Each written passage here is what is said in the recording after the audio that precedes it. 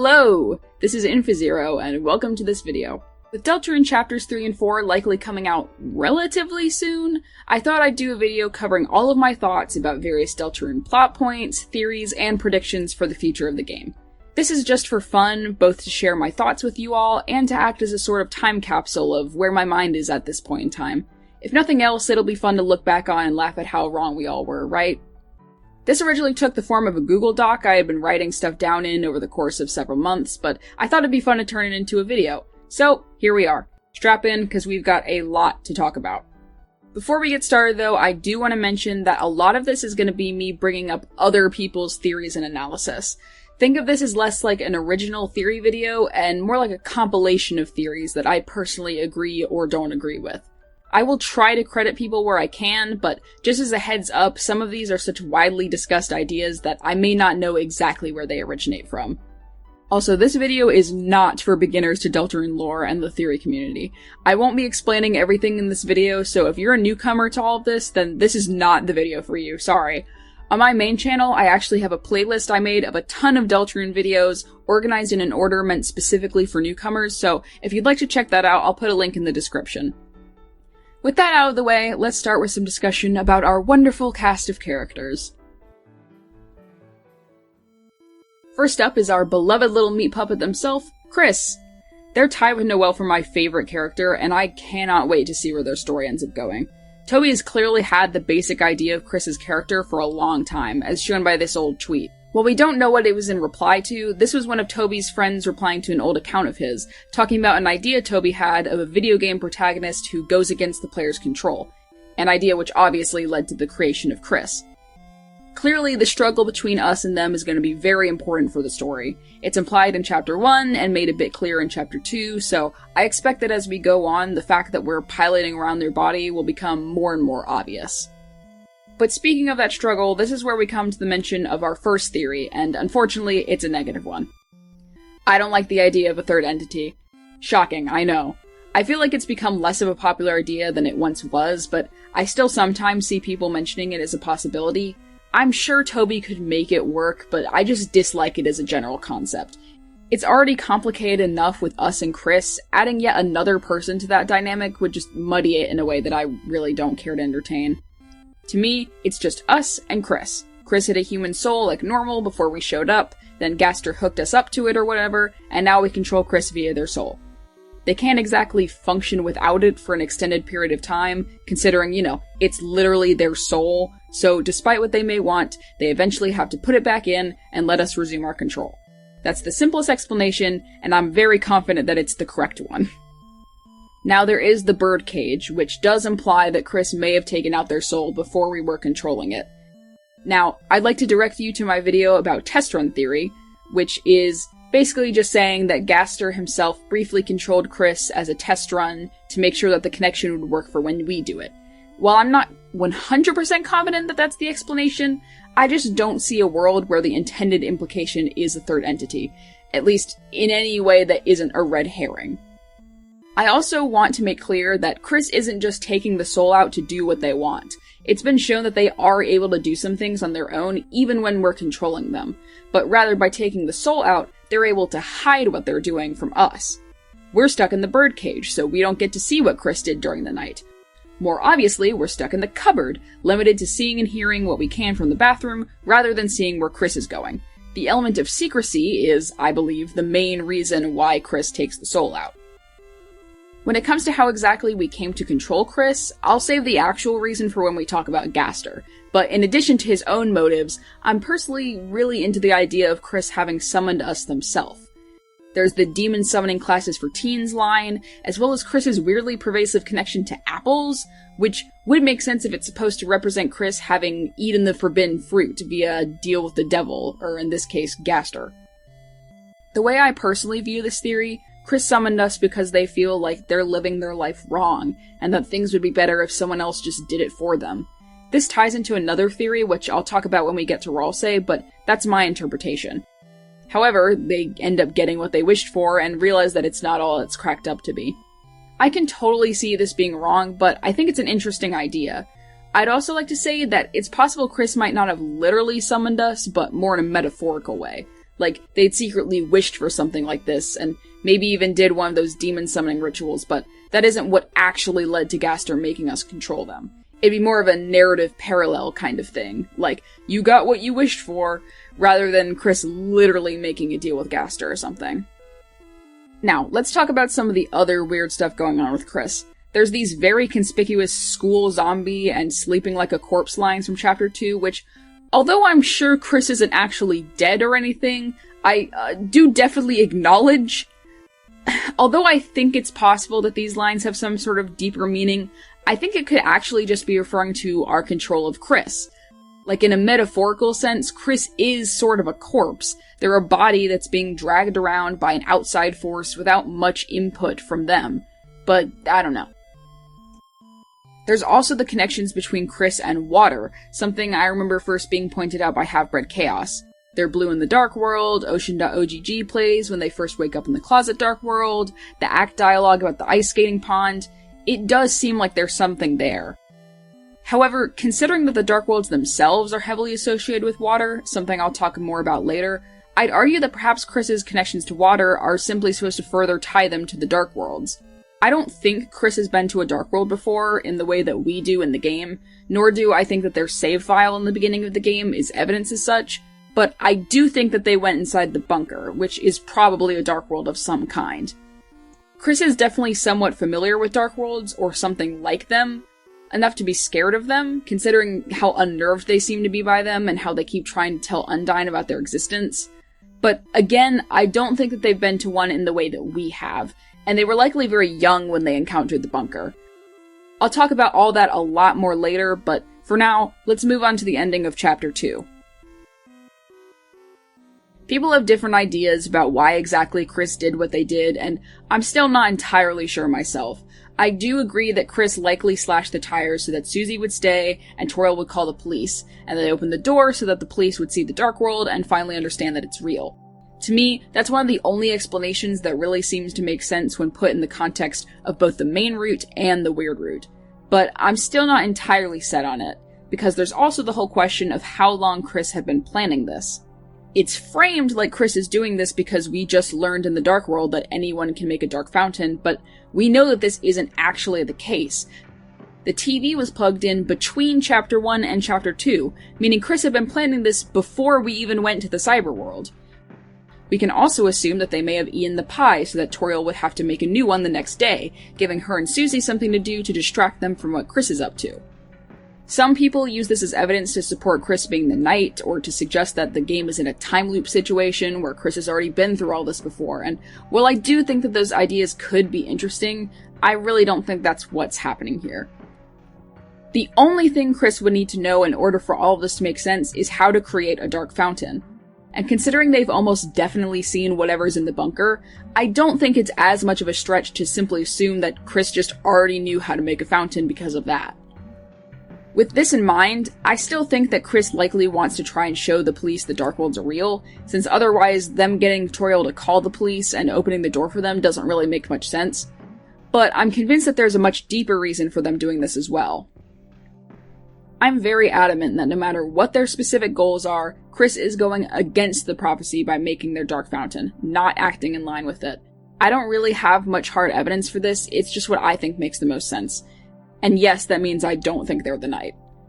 Considering they're a puppet being forced to do what we want, I highly doubt that Kris would want to go along with a set-in-stone destiny that's been laid out for them. According to Ralsei, our journey is foretold exactly by the prophecy. While I'll talk more about this later, this is why so many Darkeners seem to be able to see the future. Not just Jevil or Sham, but things like King saying that we'll meet Queen soon. They're not literally seeing the future, they're just aware of the prophecy, which we know from Lancer's comment about it. They know the script, in other words. Because of this, I've always assumed that Kris's fountain is not part of the prophecy. Whatever Dark World we were supposed to go to next, it's not this one. That's why there's that line in the Phantom Sweepstakes, presumably from a character from Chapter 3, telling us, "What are you doing here? You shouldn't be here."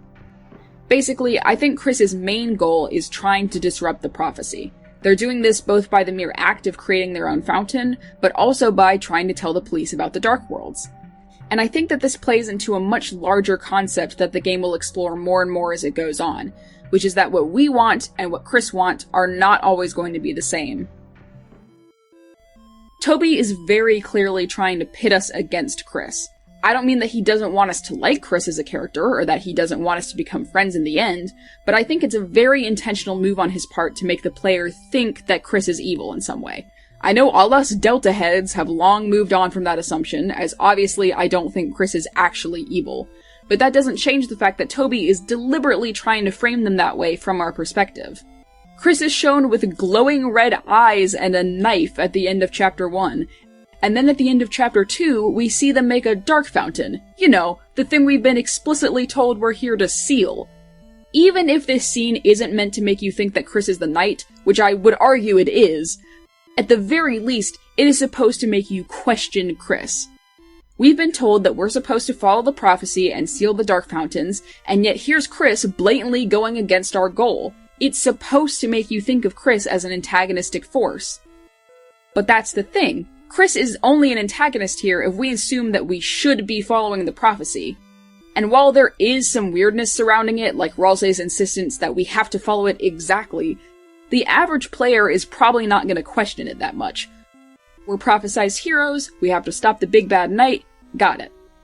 The thing is, though, I don't think we should be following the prophecy, but that's a whole discussion that relates more to the overall story, and this is still specifically the Kris section, so I'll wait to talk more about that later. For now, let's move on and talk about Ralsei.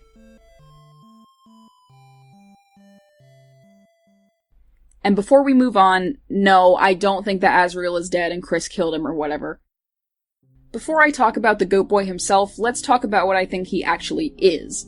No, he's not Azriel. No, he's not a Darkner made from Azriel's dust. Personally, I subscribe to the theory that Ralsei is Kris's ideal self, or monster sona, whatever you want to call it. I don't know if they were the originator of this theory, but I credit Shadow of Roserade's video with being the one that familiarized me with this. I can definitely see other possibilities, but I'm very attached to this theory, and I think it makes a lot of sense, at least more so than other theories regarding Ralsei's origins. I don't think Kris really wants to be like Ralsei, but rather they think that their life would be easier or better if they were. If they were a boss monster like the rest of their family, if they were super nice and smart and always did what they were told, if they were a boy.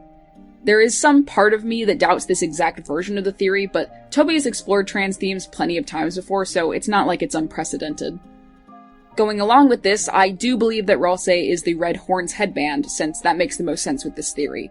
But he could also be the green crayon or something, I guess, if you want. Ralsei is almost certainly different from other Darkners in some way, considering that he doesn't turn to stone, and he can travel between Dark Worlds somehow, so it's possible that he might not even need to come from an object.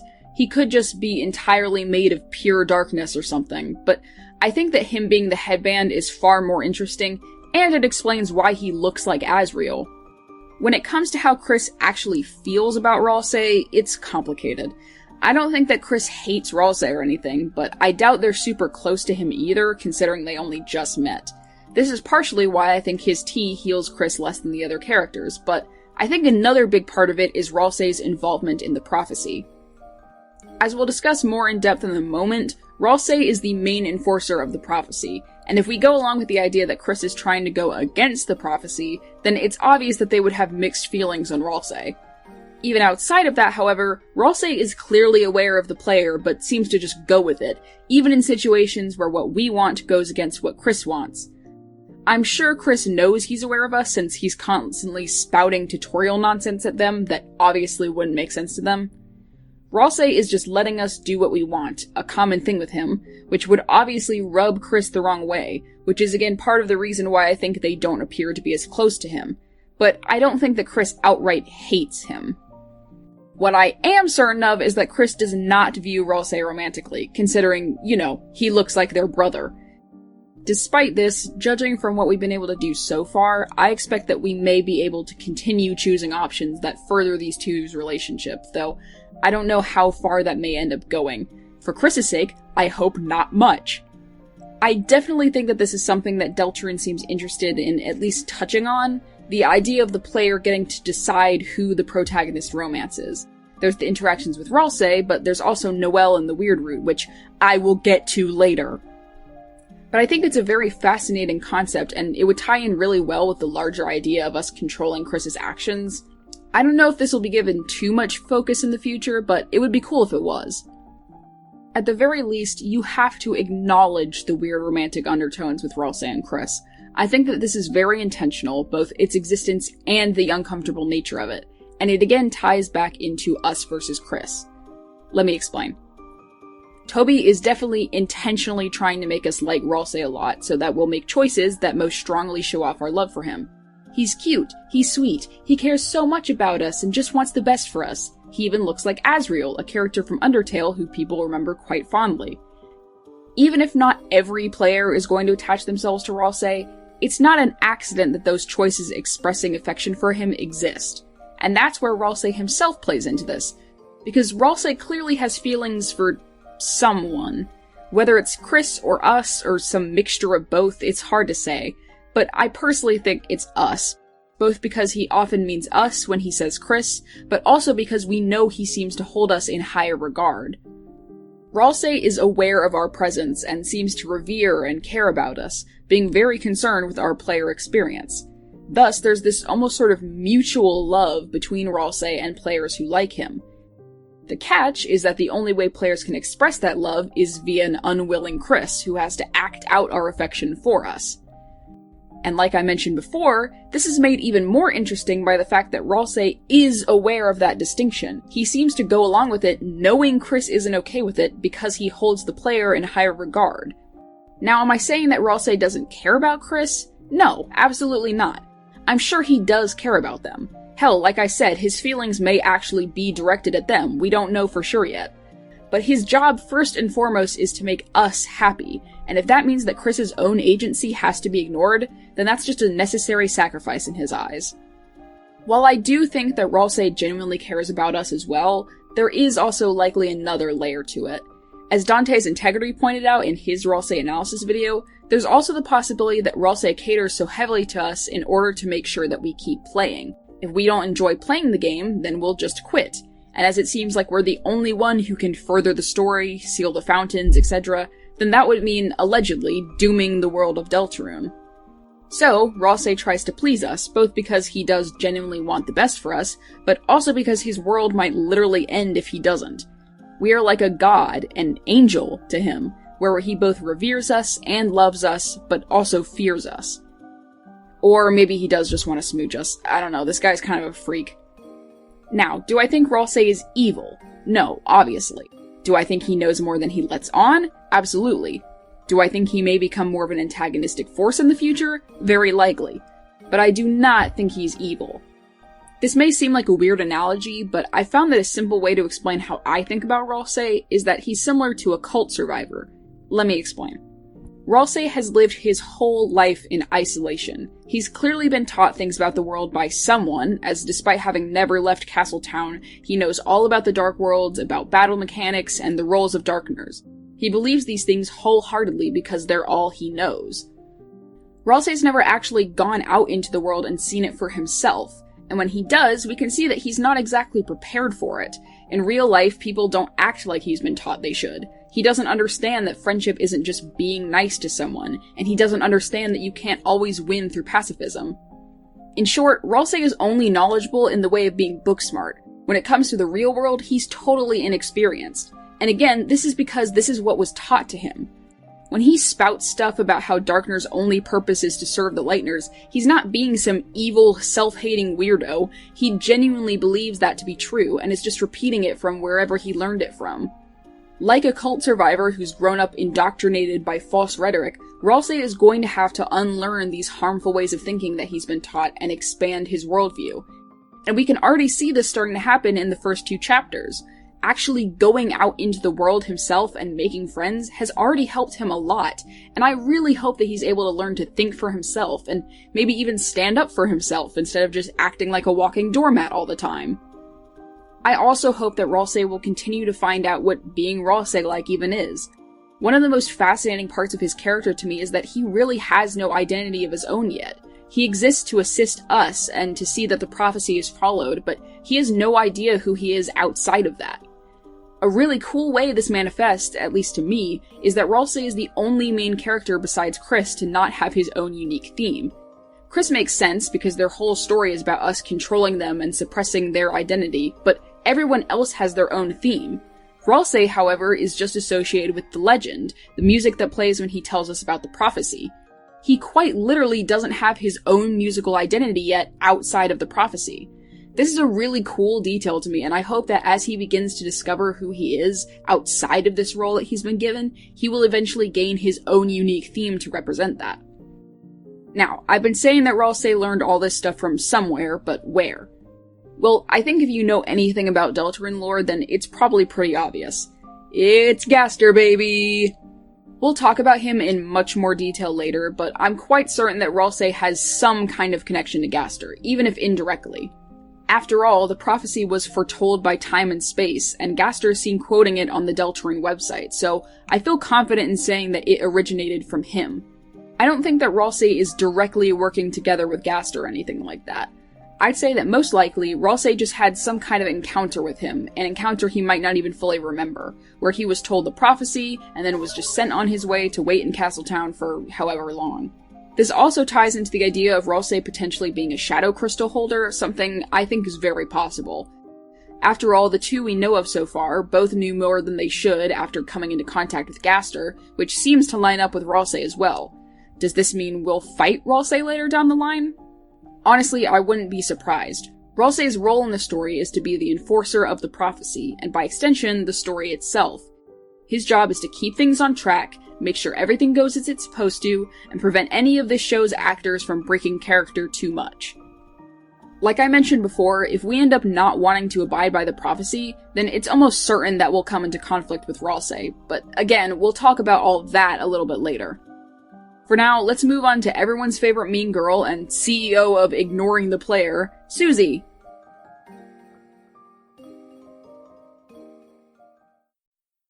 First, since it's one of the main things people discuss when it comes to her, let's talk about Susie's backstory.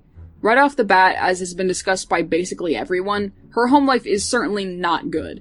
I think her living in a bad household or being homeless are both possible, but I err more on the side of her being homeless due to things like her drinking the milk in the alleyway and her comment about not having her own room. But moving on to more obscure elements of her backstory, I think that the idea of Susie coming from an all-human town could be interesting, as it obviously parallels Kris's situation.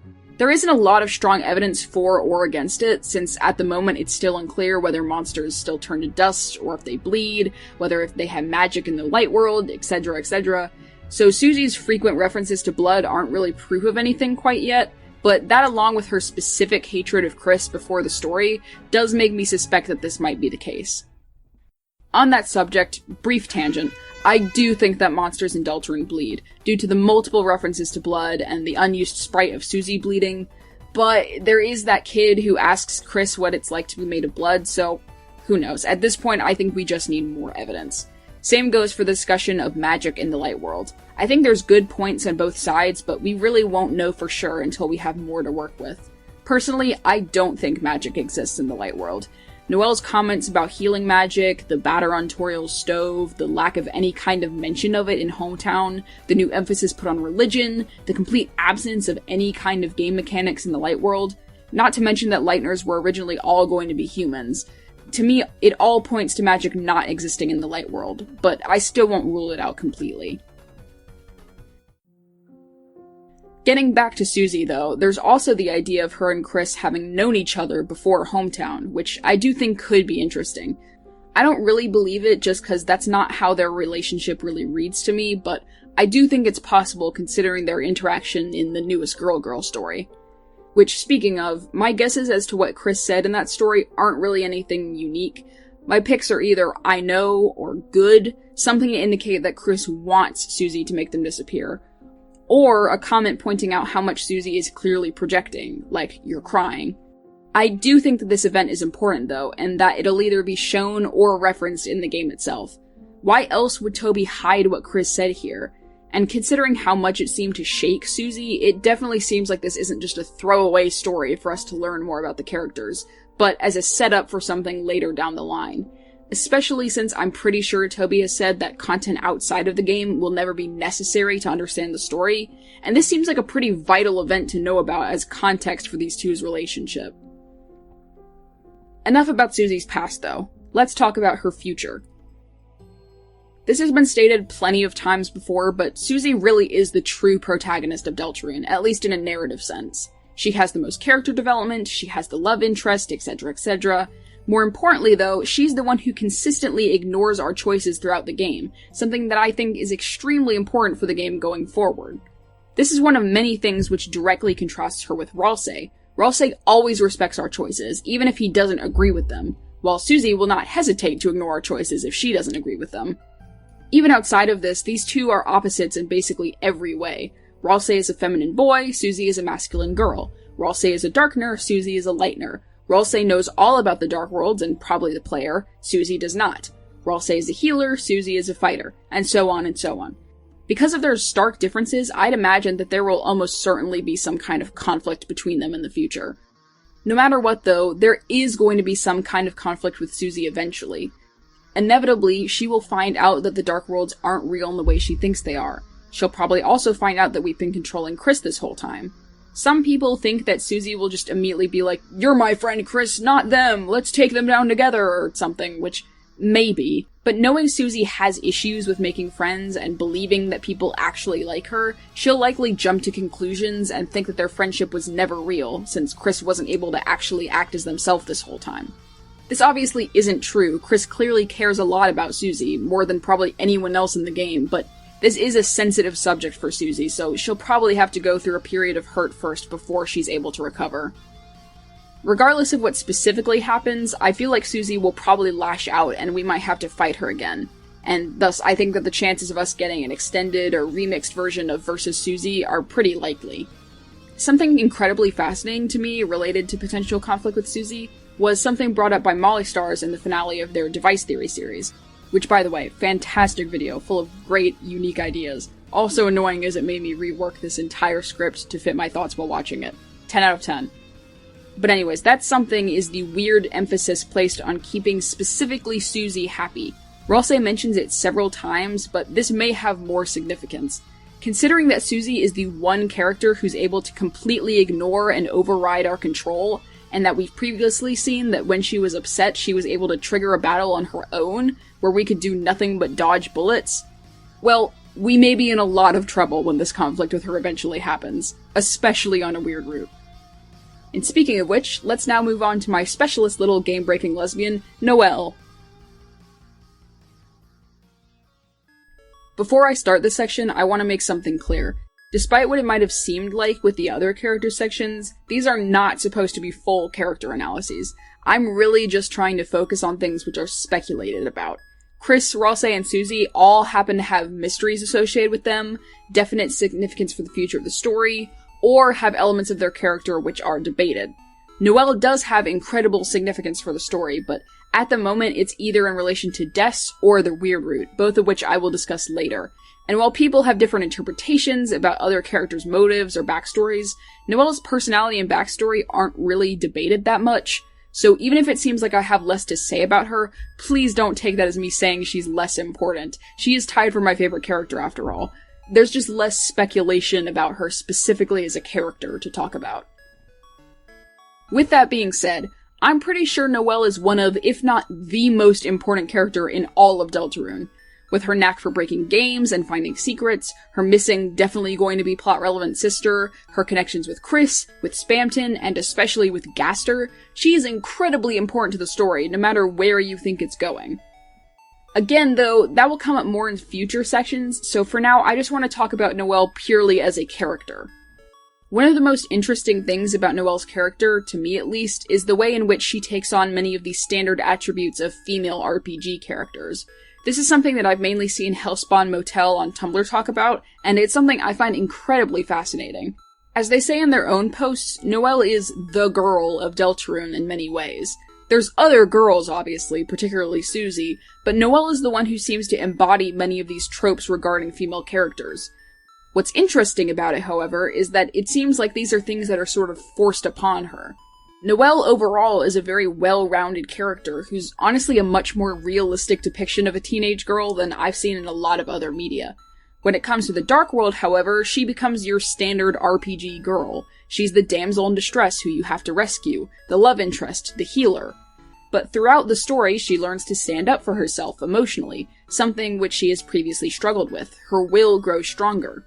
It's in the weird route where Noelle becomes stronger in a literal way. Here, she does become a powerful battler rather than a healer, being able to wipe out enemies easily. At first, this might sound like the game is discouraging the girl from becoming strong. But as Hellspawnmotel points out, this isn't real strength. She's able to battle better, yes, but that's achieved via her becoming totally passive to a higher power, doing exactly as she's told and not being able to act or think for herself.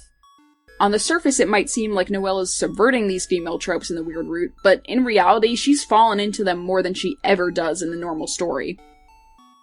And I would argue that the reason Noelle becoming emotionally stronger rather than physically is depicted as the good version of events isn't because, as a girl, that's how she's supposed to be, but rather because that's what's encouraged with all the characters. I think it's clear through Toby's writing in general that he views emotional strength as far more important than physical strength, and that's why Noelle's story plays out the way it does. Going along with Noelle's strength in the weird route coming purely through subservience, there's also the romantic undertones, but we'll get to that later. I've already talked about the weird route enough for this section as is. Going back to Ralsei for a moment, another interesting thing that Hellspawnmotel points out is how both he and Noelle fall into these common female RPG roles. Ralsei is a healer, feminine, passive, devoting all his attention to the hero, or us. But while Noelle is sort of forced into this role, Ralsei seems to have chosen this role for himself, or at the very least accepts it. I find this incredibly fascinating, and considering the fact that Ralsei and Noelle are both mages and also both possible love interests in the game, it seems like there's a lot of potential for some interesting parallels between them in the future. I'll talk a little bit more about these two later, but for now, let's move on. Berdly time, baby. Alright, before anyone says anything, I love Berdly, okay? I really like him as a character. That being said, there really isn't much to discuss with him.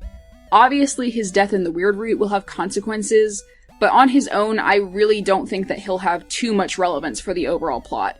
Still, I do have a few things I want to mention.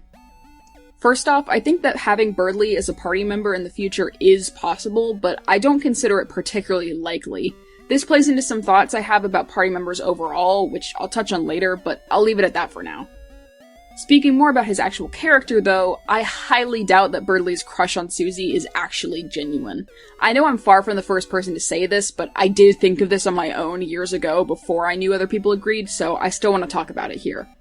I do think that Berdly may genuinely believe he's in love with Susie, but to me, it seems clear that Berdly does not really understand how romance works, or the social cues surrounding it. He thinks that Noelle has a crush on him just because she's nice to him, and then he forces himself to try and reciprocate those feelings to make her happy. I think it's very possible that a similar thing is happening with Susie. She's nice to him once, and so Berdly just assumes that he must have a crush on her instead, just all of a sudden. He's not exactly very good at distinguishing the difference between platonic and romantic feelings. I think, obviously, Berdly's crush on Susie isn't actually going to go anywhere, regardless of how genuine his feelings are, but just as a bit of speculation personally, I hope that we actually get to see him get over his crush, and maybe finally become self-aware enough to realize that this is something he struggles with. Maybe even for some kind of specific reason.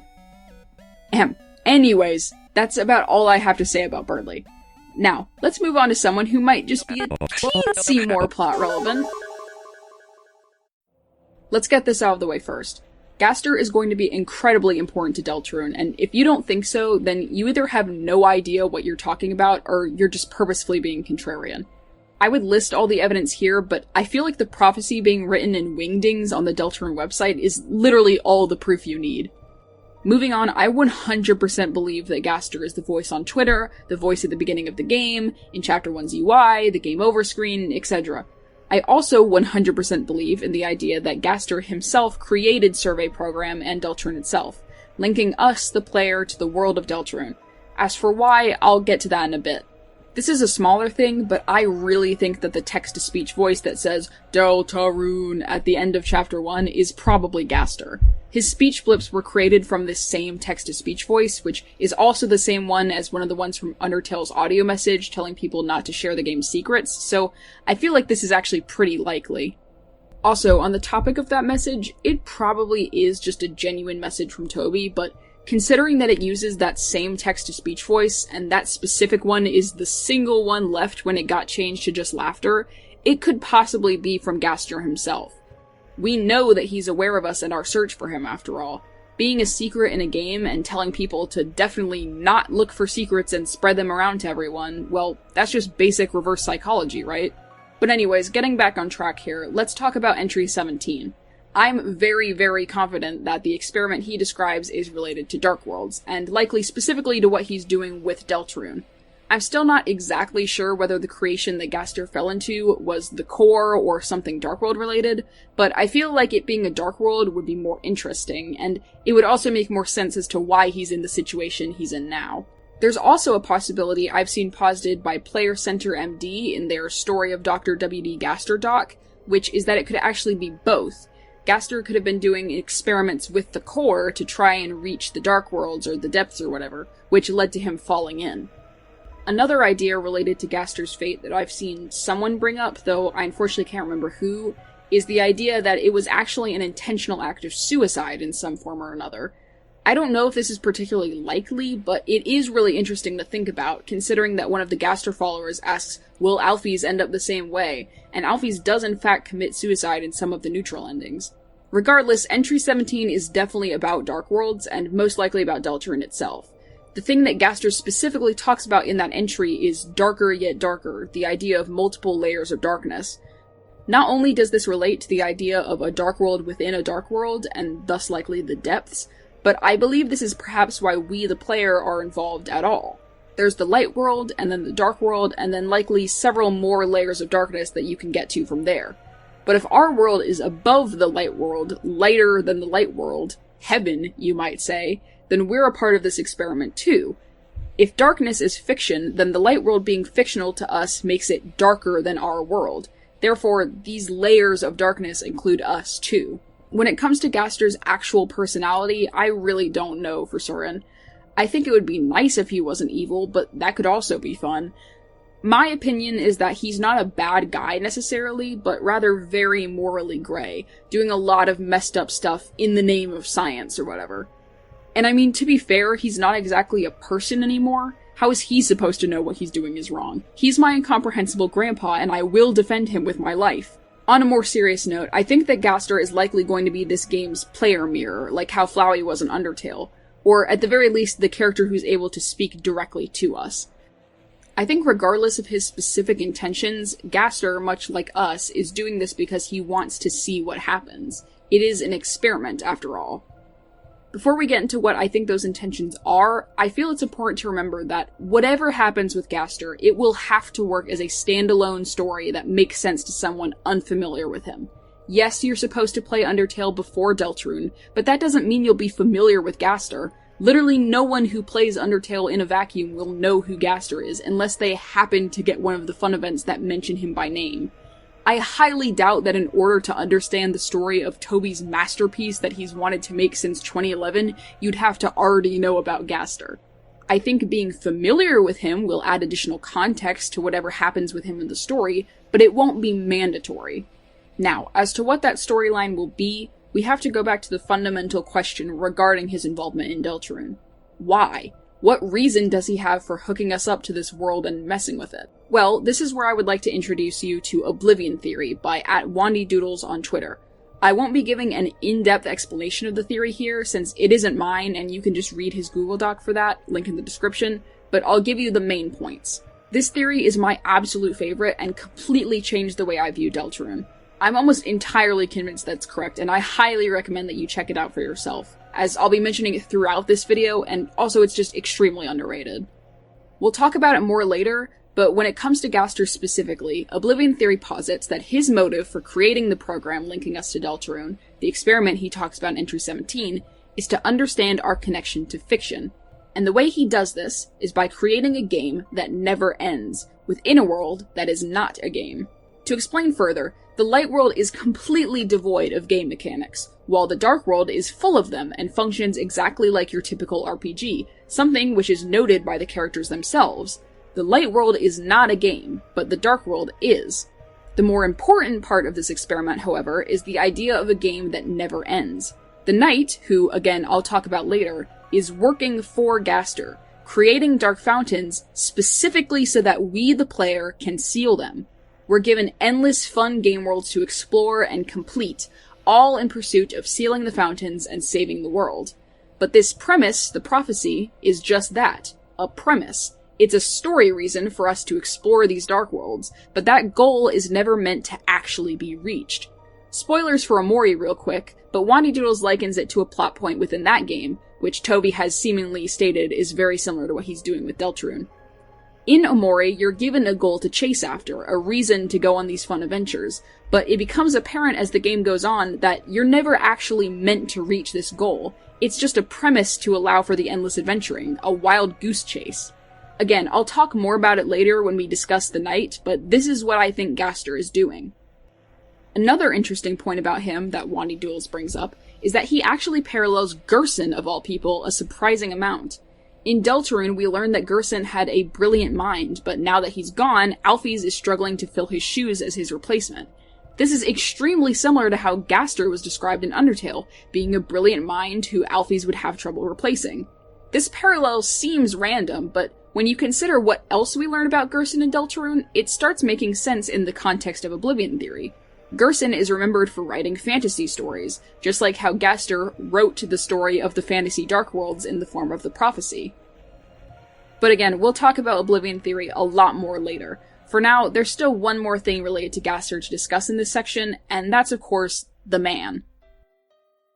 I'll be honest and say that I really don't have a strong idea about who the man is. I have a strong feeling he's got to have something to do with Gaster, but I don't think it's just straight up him. I think a likely explanation, to me at least, is that he might be a different piece of Gaster than the one we're usually interacting with, but I'm not really confident on that. My best guess would honestly just be that it's one of his many associates, someone like the secret bosses. I know that a lot of people think it's Papyrus, but I just don't think that's the case. It could be, but it just seems like such a random explanation, even with the small bit of evidence it has. In general, I don't believe that Papyrus will really be that relevant to the main plot, same as Sans. And sure, the man doesn't really seem to be either, but he's definitely significant in a way where I just feel like it'd be weird for it to be Papyrus. I just don't think Toby would make a character who was already so prominent in Undertale be emphasized in Deltarune like this. Sue me. Last thing I have to say about Gaster, for now at least, is the random one-letter audio files that appear to be spelling out his name. I first saw this pointed out by Half-Bred Chaos, and it's made me insane ever since because it's genuinely possible. I would really like it to be real, but right now it could definitely just be a coincidence. If chapters 3 and 4 have a G and an A, though, I'm immediately dying with this theory, 100% no questions asked. As they point out in their video, this would require an 8th chapter, but I'll get to that later. For now, let's move on to another mysterious character, Des. Extremely hot take here, but I think Des is the person lost in the code/the depths. I guess it's technically possible it's someone else, but come on, we all know it's her. As for how she got lost in the first place, I'd like to go through my version of the entire sequence of events related to Des's disappearance. Again, none of this is really anything groundbreaking, but like the rest of the video, I want to share what I personally believe right now as a sort of time capsule. So, here we go. Des, Noelle, Kris, and Azriel all went exploring around the bunker when they were younger. They didn't have to all be there, but at least Des and Kris were. At least those two went inside the bunker, but Noelle and Azriel were likely there as well, either standing outside or just further behind or separated. Somehow, Des disappeared while Kris was with her. I have two ideas as to how exactly this played out. Either Kris turned their back and suddenly Des was just gone with no explanation, or Des got into some kind of trouble, yelling for help or something, and Kris, being a scared little kid, ran away instead of helping her, maybe to try and get the others. Regardless of what specifically happened, I believe Kris was the one who was with Des at the time, leading to them developing a fear of the Dark Worlds, which the bunker would presumably be, and, possibly, a personal sense of guilt from not being able to save her. The police, or at least Asgore, searched as hard as they could, but couldn't find her. Frustrated with the lack of results, Mayor Holiday fired Asgore. This led to the Holidays and the Dreamers growing further apart. This may have also led to Asgore and Toriel's divorce in some way, whether it just be the general stress, or Asgore failing to find another job. This isn't a necessary part of the equation though, that part could have been unrelated.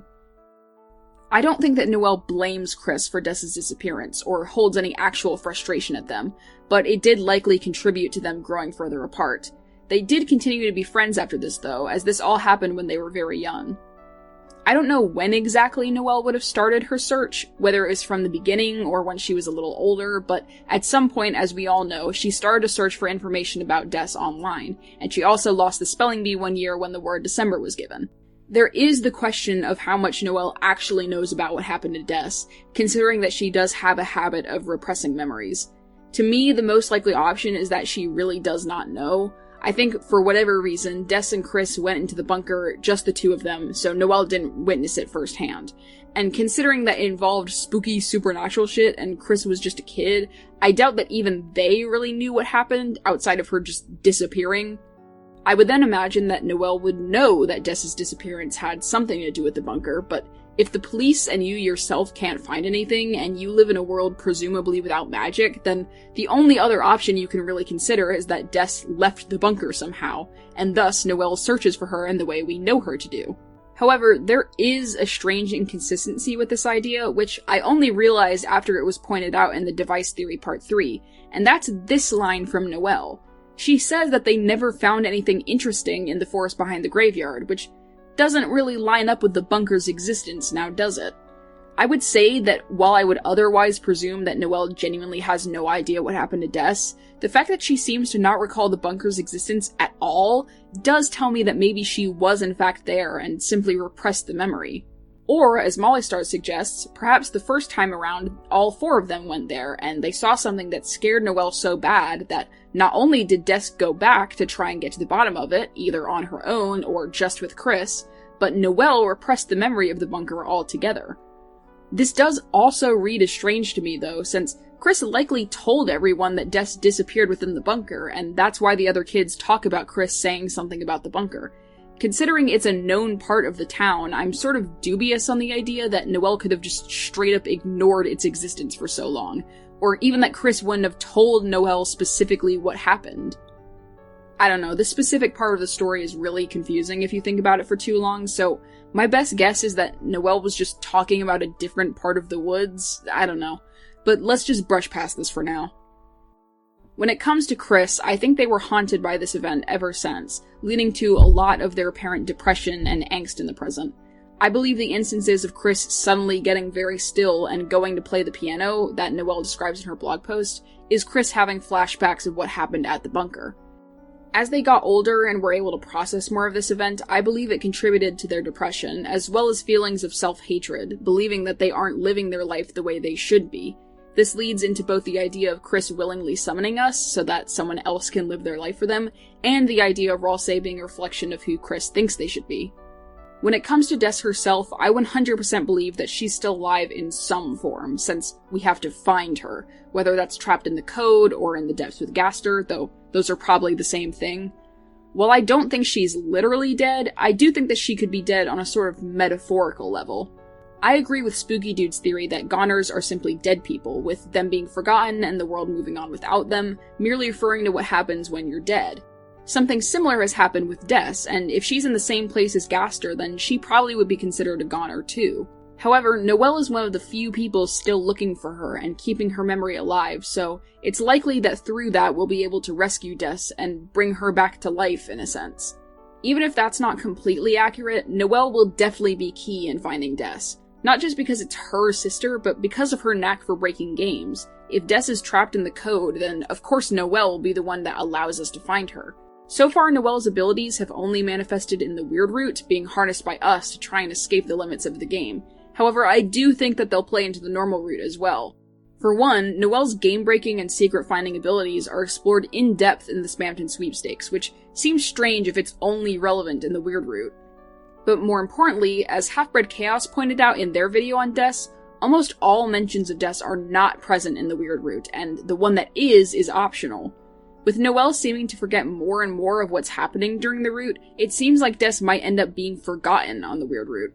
Therefore, I feel like we'll probably find her on the normal route, at least one where we're finding all the secrets, while we won't on the weird route. Or at the very least, it'll go down differently.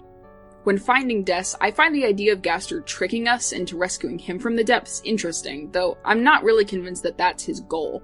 Spooky Dude brought up the idea of Gaster in some way possessing Des or pretending to be her to achieve this goal, and again, while I don't really think that's what he's trying to do, I think this would be a great opportunity for some really creepy stuff. Like, Des looks the same as usual, and her dialogue isn't out of the ordinary, but then she drops like a very, very interesting or something, which would mean nothing to Kris and Noelle, but would immediately set off alarm bells in our minds. I don't know, it's a very cool concept, even if I don't think it's very likely. We of course don't know how or why exactly Des disappeared, but I would say it probably wasn't an intentional move on Gaster's part, and instead just simply came from the kids messing around with stuff they shouldn't have. Outside of the tricking us into rescuing him from the depths idea, I don't know what Gaster would want with Des specifically, so I guess it really was just an accident. Last thing I want to say about Des is that if Half-Bred Chaos is right and the amount of time that How to Draw Dragons has been overdue is how long it's been since Des's disappearance, I'm going to lose my mind. Before we fully move on, though, I do want to briefly touch on the rest of the holidays while we're talking about Des. First off, I think that Mayor Holiday's name will be Carol, as do most people, but Clarice would also be fun. I don't know exactly what her role in the story will be, since we haven't even met her yet, but I'm sure she'll be an antagonistic force of some kind, at least initially. And as for Rudy, yeah, I think he's gonna die. Sorry man, Chekhov's vague hospitalizing illness that killed you in another universe is a hard one to bounce back from. Though, considering that him dying wouldn't really be that shocking, since it's kind of expected from the moment you meet him, it's also definitely possible that he won't die. Either way, I don't think he'll really have too much impact on the story overall, so I don't really have much else to say. With all the main players out of the way, there's only one more character I'd like to discuss, and that's... I was going to talk about him anyway, but shout out to Of Consciousness for specifically requesting this section. Now, even though I said that I don't think characters from Undertale will be super relevant in Deltarune, there's still a lot to talk about when it comes to Sans, because of course there is. Right off the bat, I want to say that I really do think Sans is a Lightner from Deltarune due to, well, everything. The bleeding, the shortcuts, the mysterious home he can't return to, the don't forget picture in his lab next to the broken machine, which only appears after Clamgirl gives you her epic Deltarune teaser. There's just too much here for it to be a coincidence, at least in my opinion.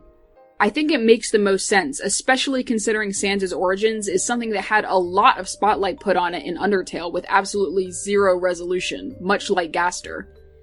And I know, Papyrus doesn't know what the sun is in Undertale. To which I say, that could be explained by him simply being too young to remember, especially since when he recounts about the green grass in the Q&A, the way he talks about it makes it seem like he can't really remember much of the specifics. While Sans and Papyrus don't seem to have too much of an age difference between them, we also just don't know anything about their ages other than Sans being older, so I don't think it's too strange to suggest that Papyrus just could have been young enough to not remember it. We haven't seen him in Deltarune yet, after all. I don't know, I just don't think that that one line is enough to disprove all this other evidence. Now, as to how Sans and Papyrus relate to Gaster and Deltarune, girl, I truly don't know. I mean, he's probably their dad, or grandpa, considering Grandpa Semi and all that, but I really don't know how that would play into things overall. I assume that when Undertale Gaster got shattered across time and space, that means that all instances of him across universes disappeared as well, but we really don't know the specifics of how that works. But a version of Gaster could have certainly existed in the Light World in the past, been their relative, and then got shattered across time and space and disappeared. Same as he presumably did in Undertale, leaving them to just randomly be on their own all of a sudden. When it comes to what significance this could have to Deltarune, though, I genuinely have no idea. I will also say that though I expect Sans' origins will be revealed in Deltarune, I don't think it'll actually be that relevant to the main plot. Since so far Sans is an extremely minor character in Deltarune, and I really don't know how he could play into the main plot without it feeling forced. My best guess is that some kind of town or worldwide thing will happen in Deltarune, probably the Roaring, and it will be implied that Sans managed to somehow go to another world to escape it. We'll then be able to connect the dots, knowing what we know, and finally piece together his full backstory. But I highly doubt it'll just be flat out stated, or actually be a part of the main plot, since it just seems so unrelated. Having it be a kind of background mystery that you have to figure out yourself, rather than the game just telling you, feels more likely to me, especially considering that that's how Toby has written a lot of plot points in the past, like Mettaton's backstory in Undertale. Anyways, that's basically all I have to say about Sans, though I also just want to say that if we get a track in Deltarune just called It's Raining, I will have a heart attack. Well, now that we're done with that brief discussion of the characters— oh my god, this script is already 21 pages long, oh god! This is what happens when I let myself talk about Deltarune on such a wide scale. I don't even want to know how long the video is at this point. Anyways, let's move on to some general topics now, starting first with speculation about Chapter 3. I think it's pretty certain that Chapter 3 is going to focus on Toriel and her relationship with Kris, and the Dreamer family as a whole. When it comes to the police officer, I'm pretty sure that it'll be Undyne and not Navstablook, but that's just a guess. While less likely, I've also seen some interesting alternate ideas thrown around about who will show up. I can't remember who said this, but someone suggested that Mayor Holiday herself could actually show up, since she's been known to have a sort of hands-on approach with the police just kind of being eye candy, as Alphys puts it. Having her and Toriel in the same chapter could definitely be interesting, but like I said, I don't think this is very likely. I've also seen it suggested by Stuffed Alpaca that Asgore could actually show up, Kris having gotten him so they'll all be in a dark world together, and him and Toriel can maybe work things out. It would make sense that a chapter seemingly revolving around the Dreamers would include him as well, but again, this feels like a lot more of a stretch, since Kris definitely did slash the tires to get Toriel to call the police, and it also runs into the Snowgrave conundrum, i.e. Kris wouldn't still think the Dark World would have a positive impact on their parents after the horrors of the Weird Root. Though, I guess it's technically possible that they could just not get Asgore on the Weird Root, but again, this just seems a lot more complicated than just the police showing up, so I feel like this probably isn't going to happen. Speaking of things I don't think are going to happen, unpopular opinion, but I honestly don't think Toriel will actually be a party member. People seem to think that we're just going to have a repeat of Noelle and Berdly, where Toriel is a new party member and Undyne is running around doing her own thing, but I don't think that's necessarily the case, and would honestly maybe feel a little repetitive. After all, we didn't have a Noelle and Berdly in Chapter 1. More importantly, though, I really don't think Toriel being a party member would even work. Like, would she really follow orders from her own child, especially in a dangerous battle? I highly doubt it, but, you know, who knows. Moving on to something a little more specific, I cannot wait to see how Ralsei acts at the beginning of Chapter 3.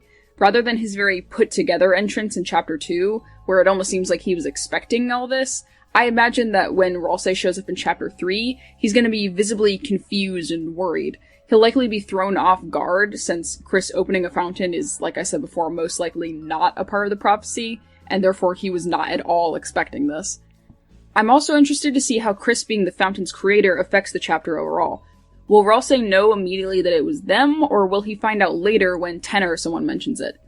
Or maybe people won't even find out at all. I mean, it's not like Kris is going to say anything, and it's likely that the fountain's inhabitants won't know it was them either, since King and Queen didn't know anything about the night. A really interesting scenario I thought of is the idea of us trying to tell the other characters that it was Kris, but them stopping us. Like, we get the option to say, I made this fountain, or something, but because Kris is able to choose how they say what we tell them to, they say it in like a joking, sarcastic tone, preventing us from actually letting the others know. That's of course assuming that Kris even cares to keep it a secret, but I feel like they probably do. Hi, quick note from the future. So, what I think is actually the most likely scenario is that at the end of Chapter 3, or near the end of Chapter 3, Kris will be revealed to have been the one to create the TV Dark World, and Ralsei will, like, freak out. Because, you know, helping everyone follow the prophecy is his one purpose, and the realization that Kris has, like, intentionally messed that up, I think that Ralsei will get overwhelmed, and that will be when he leaves the party, you know, with the whole, the mage left the party thing. I think that's where that will happen. But, you know, I think he'll think about things on his own, and then at some point later, he'll rejoin the team after he realizes that being a prophecy bootlicker is not the way. So I think that is how that is gonna play out. Going back to Ralsei, I really hope we get interactions between him and Toriel, but I also think it's pretty likely that Ralsei may intentionally try to avoid doing that. This may result in him putting his hat back on to disguise himself around her. Either way, I'm sure we'll get some kind of interesting thing regarding these two, and Ralsei's relation to the Dreamers and Azrael in general. Now, I would talk a whole lot about Tenna and Mike and what I think their roles in the chapter will be, but I really don't have much, honestly. We know so little about them, and in all honesty, I really don't have that much interest in trying to predict what they'll be like. I'm just excited to see once the chapters come out. That being said, I think Tenna will be the main boss, and Mike will either not appear at all or serve a role aside from boss or secret boss. I don't think he'll be the secret boss just because so far they haven't ever been referenced beforehand, but it's possible. I do think that Mike may be the friend we see in the basement, and might also be the one who wrote the mystery Valentine's Day letter. Also, I like the idea that he's a cat. Now, about the secret boss of Chapter 3. No matter what it ends up being, I'm certain that they're going to connect to the pre-established pattern of being discarded and relating to the themes of freedom and control. I also think it's very likely that, just like Jevil and Spamton, the future secret bosses will have some kind of visual resemblance to Gaster. Now, right off the bat, I want to say, I don't think Woody Theory will be real, but honestly, I kind of want it to be. It makes far more sense than it should, and the fandom reaction would be hilarious. Aside from that, however, my top candidate for the secret boss's item is the remote control. It fits with being discarded and the themes of freedom and control. I'm not dead set on it. It could definitely be something else. I will say, though, that I don't like the discarded flowers idea, just because I really don't think Toby would make another flower boss that so closely evokes Flowey. And even if he did, that'd make more sense for a potential Flower King Dark World than here. On that note, let's move along and talk about potential future Dark World locations. First up, I don't think the Flower King will actually be a Dark World. It's certainly possible, especially considering the conspicuous double doors, but to me, it just doesn't line up with the ones we've gotten so far. So far, all the Dark Worlds have been forms of entertainment, or escapism, something which is obviously extremely important to Deltarune's story. We obviously don't know for sure that they'll all be like that, but it does seem to be a pattern, one that fits in with the game's themes, so I feel like it's likely. The Flower King just doesn't fit that pattern. I also don't know what the focus of that chapter would be, considering we're already getting Dreamer family stuff in Chapter 3, but who knows, it could always just focus more on Asgore's side of things. Another Dark World that I consider technically possible, but not likely, is the Town Hall. It would be a chance to explore the holidays in depth, specifically Noelle's mom, but it really doesn't fit with the themes either. The only way I could connect that to the theme of escapism is that, maybe it's the mayor throwing herself into her work to forget the harsh reality of, Des being missing and stuff, but that's kind of a stretch. I really don't think it'll be this one. I just thought I'd bring it up. I think the hospital is another potential area for a Dark World, as, again, it'd be a good setting to explore the Holiday family more in depth. However, this one also doesn't really fit with the escapism theme. It's kind of the opposite, in fact, being a reminder of the harsh reality of Rudy's illness. Plus, we already had the ambulance enemies and nurse outfits in the cyber world, which doesn't necessarily disprove anything, but it's just another reason why I think it might not actually be a Dark World. Now let's talk about the ones I think are likely. First off, I absolutely think that the church will be a Dark World. It makes sense considering we're going to church likely during Chapter 4, and I would argue that religion does count as a kind of escapism, so it fits that pattern. I think Icy's does genuinely have a chance of being a Dark World, as well as QC's Diner. I would say that Icy's is more likely just due to the double doors and weird emphasis being put on Icy in the game, as well as the fact that the diner is heavily tied to the Dreamer family, which again we're already covering in Chapter 3. I feel like Icy's weird themed restaurant vibe better represents the idea of childhood as a whole, considering Kris and Noelle's interactions with it when they were kids. Therefore, this Dark World could center around nostalgia as a form of escapism, which is another really important theme in Deltarune that I'll talk more about later. Another area I think could be a potential Dark World is Noelle's house, potentially one that she makes herself, maybe after Rudy dies or something. More specifically, though, I think it would focus on video games, since Noelle is highly associated with them. Obviously, the Dark Worlds all function like a video game, regardless of their theme, but I think it could be taken further. This, I think, would be the most likely place for us to encounter the Ice Palace, something I think is likely to happen at some point. The Dark World could have an area, or even the entire thing could be based around Dragon Blazers, mixed in with all the memories Noelle associates with it. I think we could also see other games such as Cat Petters. This could be a really interesting chapter, as it would not focus just on the video games themselves, but specifically Noelle's experience with them, which obviously includes her secret and glitch hunting. A glitched out game could make for an insane chapter, especially on a weird route. Thus, I think this is a pretty likely option. Hello again from the future. I love being right. In all seriousness though, chapter 4 is almost definitely going to be in Noelle's house, and I really think that the video game angle would be the most likely option for the theming of the Dark World. Like, you know, it might be just Christmas themed, but I feel like that would be boring, and again, I really think that each Dark World plays into the idea of different forms of escapism, so I really think that the form of escapism that Noelle's house will be is the video games that she grew up with. Because also, we've only learned about most of Noelle's connections to video games and glitches and everything. That's mainly come from the Spamton Sweepstakes, which is outside of the game. So I feel like at some point within the game itself, we would need to have like a big Noelle loves video games and has a knack for breaking them moment in the actual game itself. And I assume, you know, she'll probably bring up the Ice Palace thing and, you know. Anyways, very happy that this is almost certainly the case. I'm so excited. Other than those, there's really only two other possibilities I see. First is the festival, which, as many guess, may take place during the Roaring, so the entire town will be covered in darkness, thereby creating the festival Dark World. I can definitely see this happening just because it's being built up so much, and amusement park rides would definitely fall into the category of methods of entertainment or escapism. Now, not to get on a tangent, but I will say I'm not fully convinced the Roaring is actually real. Going along with Oblivion Theory, the entire premise of the prophecy is just made up by Gaster to give us a reason to play the game. So under that context, it could absolutely just be some random thing he pulled out of his ass for us to try and stop. But it's more than just that. As many have pointed out, there's a lot of weirdness about the Roaring. Why is the prophecy phrased like no matter what, it is going to happen? Why do we only show up to save the day after it's already happened? Why does Ralsei wait to actually tell us specifics about it until we're literally about to cause it? However, something I've always sort of felt deep down about it, and was only able to put into words after reading Oblivion Theory, is that it feels out of place. Like, specifically the Titans. It's hard to put into words, but something about them just feels so generic to me. Like they were just sort of randomly tacked on. How are they in any way relevant to the actual story? Is the game really just gonna have us battle these nameless, generic, big monsters as the final boss instead of, like, Gaster or something? It just doesn't feel right to me. Something else weird about the Roaring is the Knight's involvement in it. They're known as the Roaring Knights, and Queen calls them this before she learns about the Roaring, meaning she had to have heard that name from somewhere else, maybe even from the Knight themselves.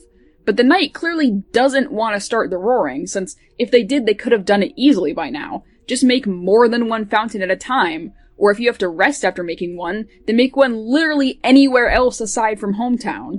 Not only does the Knight make fountains specifically in hometown, but also conveniently only in place that the characters can access, even making the first one directly next to the Closet Dark World, the place that helps the heroes stop them. This is part of the reason why wandydoodles concludes in Oblivion Theory that the Knight is making the fountain specifically for us, but it's also part of why I have doubts about the Roaring's existence entirely. It very much could be real, don't get me wrong. It's a safer assumption to say that it will happen, and it's very likely, but I just have this gut feeling that it might not, or at the very least, it'll be much different than the prophecy describes. There's actually another interpretation of the Roaring that I think makes a lot of sense, but I'll save that for when we talk about the game's endings. That little tangent left, there's one more Dark World location to bring up, and that's of course the bunker. No hot takes here, the bunker is 100% going to be a future Dark World, likely the last one. I truly cannot see a timeline where it's not. Not much more to add here. That wraps up my thoughts on future Dark World locations, so let's talk about their actual properties a little more in depth. First off, I'd like to bring up the Submarine Castletown theory by Bricks VGM. I think it makes a lot of sense, and it makes for a good explanation as to why Castletown is different from the other Dark Worlds in so many ways. While I don't know if I'm fully convinced that this will be the case, I do think that the Castletown being safe from the Roaring and us recruiting all the Darkners to protect them would make sense. As with many things, we'll just have to see. There's more weirdness about the Closet Dark World, though, and that's of course how it came to be, and just what exactly it even is. It appears to be much older than the other Dark Worlds, and its fountain is made from pure darkness, more powerful than the normal kind. However, it's in the school supply closet. How could this ancient world have existed for so long there without anyone ever discovering it? I think there's two possible explanations. The first one is one I believe was mentioned by Guilty Flygon in his video on this topic, and that's that the Closet Dark World was actually parts of the bunker, or tunnels leading to the bunker. Perhaps the Grand Fountain was originally in the bunker, and it's only recently breached into the supply closet somehow. This is an interesting theory, but I feel like there's a much easier explanation, and that's that it was only created recently. After all, the Dark Worlds that were created the same day we explore them still manage to have these intricate backstories influenced by their past as objects. So I'd simply imagine that it's the same for the Closet Dark World. It was only made recently, but functions as if it's been around for a long time. The Grand Fountain could also still be considered ancient if we imagine it coming from the grander Sea of Darkness. It may have existed for a long time, just not always in this state. As for who created the Closet Dark World, I'd have to imagine that it was either Gaster himself, or still just the Knight working under him. If Ralsei is a part of encouraging this whole wild goose chase, then he could know that the Knight made the Grand Fountain as well and just not tell us. I don't know, there's a lot of weirdness when it comes to the closet, so we'll just have to wait and see what the actual reason ends up being. Now, I want to briefly mention the process of creating a Dark World. Not the physical act, but rather the way that the Dark Worlds themselves manifest. I'm personally quite a fan of Guilty Flygon's connotations theory, which basically says that Darkners are based not just on the physical items they correspond to, but also the connotations or additional meanings related to said item. So for example, rules cards are often considered wordy or unnecessary, which is why Rules card in the Dark World is the way he is.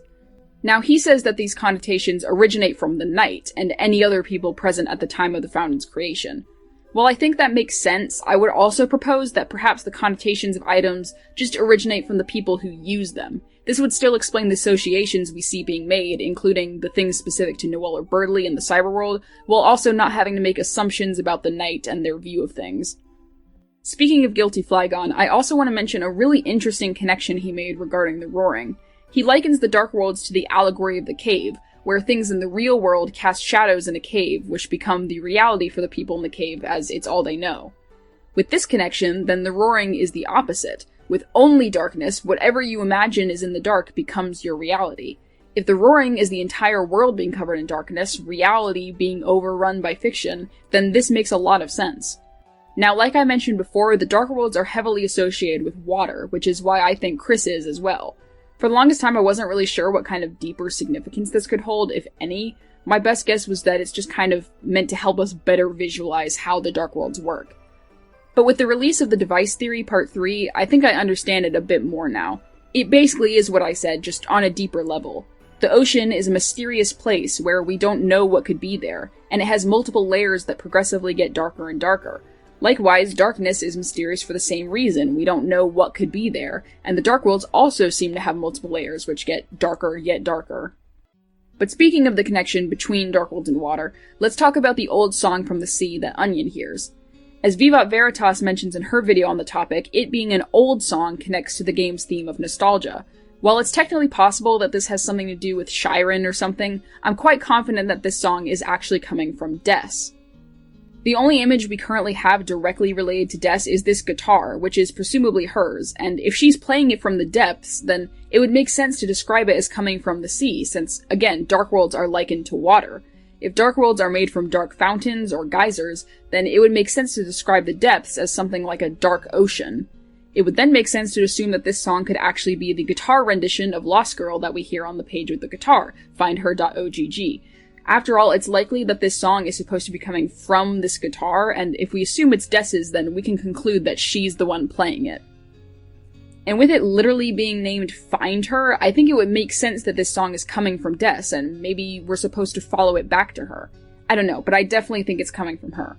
I wouldn't be surprised if the song itself wasn't actually Lost Girl, but instead a totally new song. But at the same time, Lost Girl just seems very connected to Des considering its title, and we've already heard it coming from her guitar. Toby has even stated that while he originally called it Noelle's theme, it's actually the kind of song that's used repeatedly through the game, even when she's not around. I can definitely see that being representative of Des and how she kind of haunts the narrative in a way. Like, we'll hear her playing the song, or maybe we'll find out it was a song she used to play back when they were younger or something, and we'll retroactively realize that the song shows up all throughout the game. Mom, the Amori parallels are standing outside the house again. It could also potentially be Don't Forget, but I'm more inclined to believe it's Lost Girl, for the reasons I've already stated. Steering away from Des, let's talk about another mystery. Whatever Sham meant by this line. I think it's actually fairly simple, though. I believe it was, again, Guilty Flygon who I saw bring this up, but this could simply just refer to Lightners not being able to leave the Dark World at night. We leave Castletown through a little pillar of light, so if that light wasn't present, then we wouldn't be able to leave. This makes sense with Castletown, but less so with the others, because the way we leave the other Dark Worlds is via the light inside our soul to seal the fountains, which I doubt it needs to be daytime for that to work. Sham's phrasing also does make it seem a little more dangerous than that, so there is the possibility I've seen thrown around that Darkners become more aggressive at night or something, which could be interesting, but I'm not super confident on that. Either way, I'm certain that we'll find out what this means in the future. Now, before we finally talk about the one creating these Dark Worlds, let's hold up a mirror and talk a little bit about ourselves. First off, I definitely believe that at some point later on, there will be actual interactions between us and Kris, whether that be a fight or just talking. The conflict between us and Kris will almost certainly become more prominent and more severe. I think, or at least hope though, that we'll be able to resolve it in the end. An idea I've always been super into is that in the future, we could be able to directly communicate with Kris via the dialogue options. It does seem like the options come from Kris, whether that be willingly or automatically taken from their thoughts or something. So it's possible that Kris could provide dialogue options that are actually just them talking to us, and in turn we could perhaps try and respond using them as well. I just think that would be a really cool way of letting us talk to each other while we're inhabiting the same body. Now, as for something that's even more significant regarding our presence in Deltarune, we are the Angel. I feel like this isn't even really up for debate. There is so much pointing to this that I really can't see it being anything else. This is something that's also explored in detail in Oblivion Theory, so I'm not even going to bother explaining it in words here, just look at this video.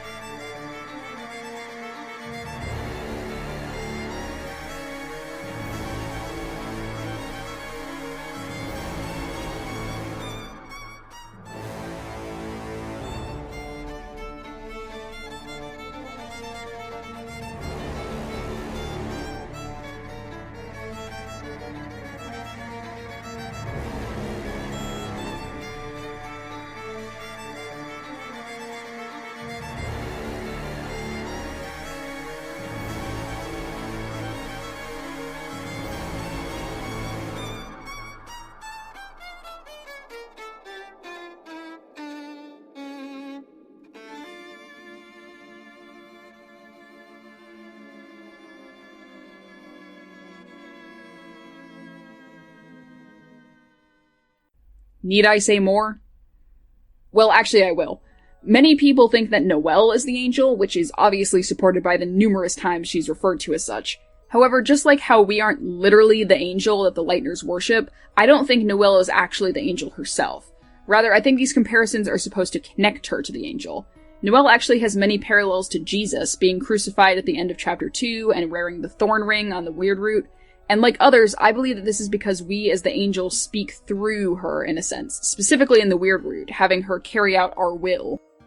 One more thing I'll bring up in this section, since it has to do with the soul representing us, is the soul color changing. I think it would make sense that this would happen more in the future, but I'm not entirely sure. One thing about this mechanic that I am sure about is that it is an act of divine intervention on Gaster's part, as Molly Stars puts it. No other explanation to me makes as much sense. Not only is it what allows us to defeat Spamton, but the entire scene pauses on a dark void and gives us a tutorial before time seemingly resumes. Gaster sees Spamton preventing us from moving forward, and thus the story moving forward, and so he stops everything and gives us an advantage so we can beat him. I think that no matter what happens with the solar colors in the future, they'll abide by this same idea. That's about all I have to say about the player for now, so let's finally talk about the knight. I'll be honest and say that I genuinely never encountered a knight theory that made total sense to me until I read Oblivion Theory. All the other candidates I had seen proposed before just didn't resonate with me. Before I talk about who that candidate is, however, let's go through my thoughts on the popular ones. Outside of Oblivion Theory, my top guess is Alvin. For the longest time, I thought that he kinda made the most sense, but I never really liked him as a candidate just because of his current irrelevancy. It just doesn't feel like he has enough tying him to the main story for him to take on such an important role. Papyrus, unfortunately, I have never really considered an actual option. He just doesn't fit with the behavior the knight has been shown to exhibit, but more importantly, like I said before, I just really don't think that Toby would make such a prominent Undertale character be one of the most important characters in Deltarune. Mayor Knight is an interesting concept, and as far as I can remember, it doesn't really have much counter-evidence, so I'm neutral on it. I also think there's a possibility that there could be multiple knights, outside of Kris obviously, though I can't tell you what combination would make the most sense.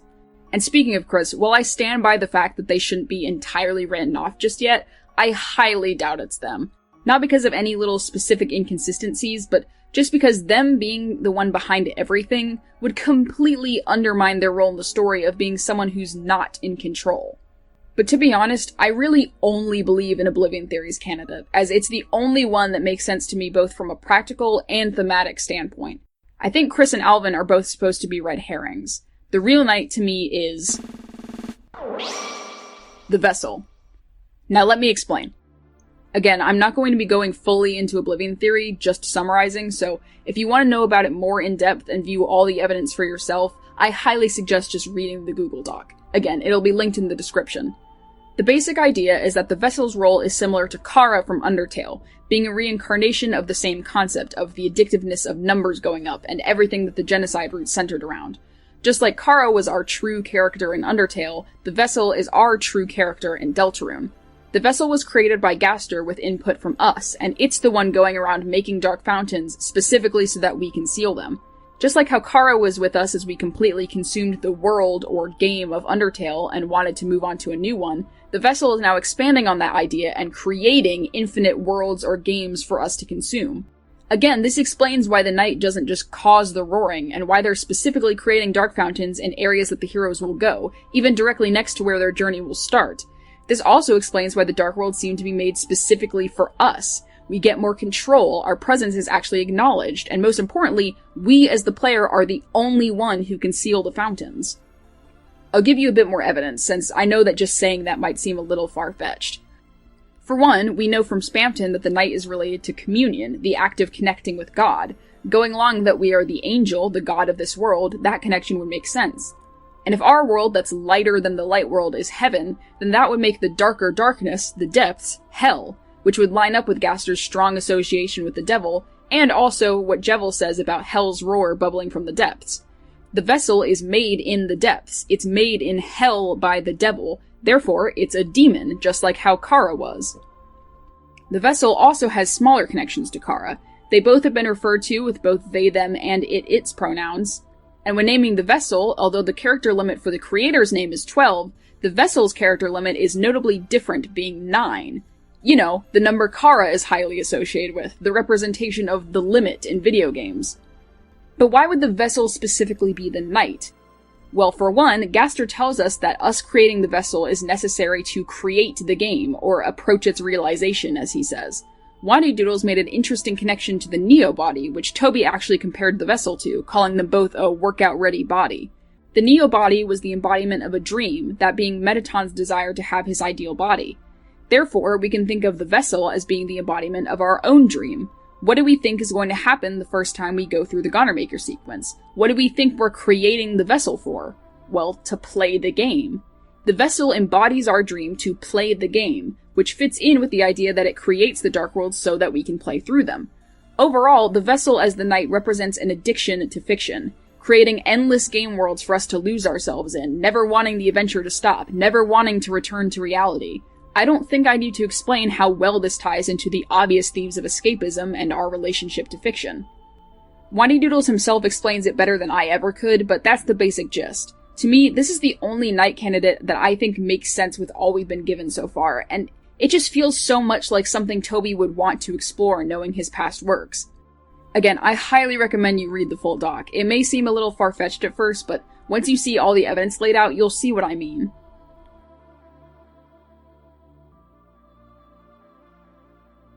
I think we're about done with the knight discussion, but I want to mention one more thing real quick because it genuinely haunts me. Why is egg and wingdings the movement of a knight in chess?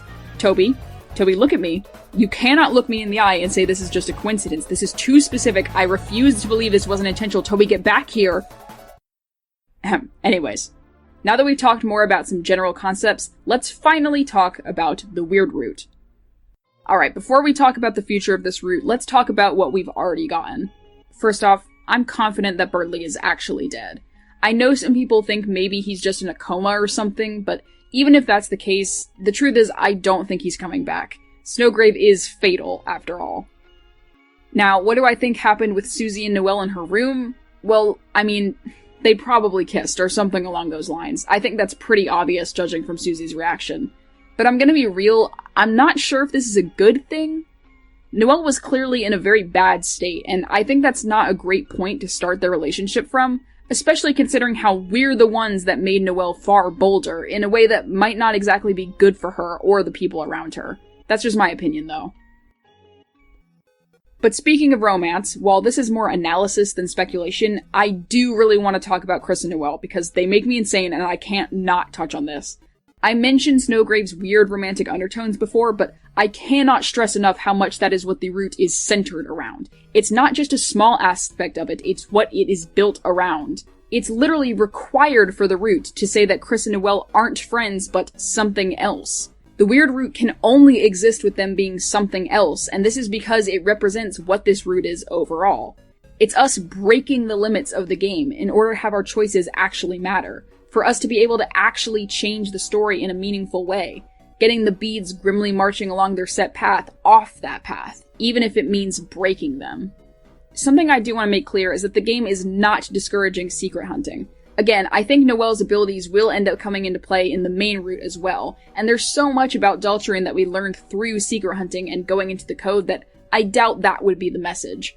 It's not the act of secret hunting itself that's the problem, but what the secret here actually is. We're encouraged to look deeper into things, to find things like the secret bosses and the unused dialogue, to get further immersed and attached to the story. This connects to the theme of escapism and losing yourself to fiction.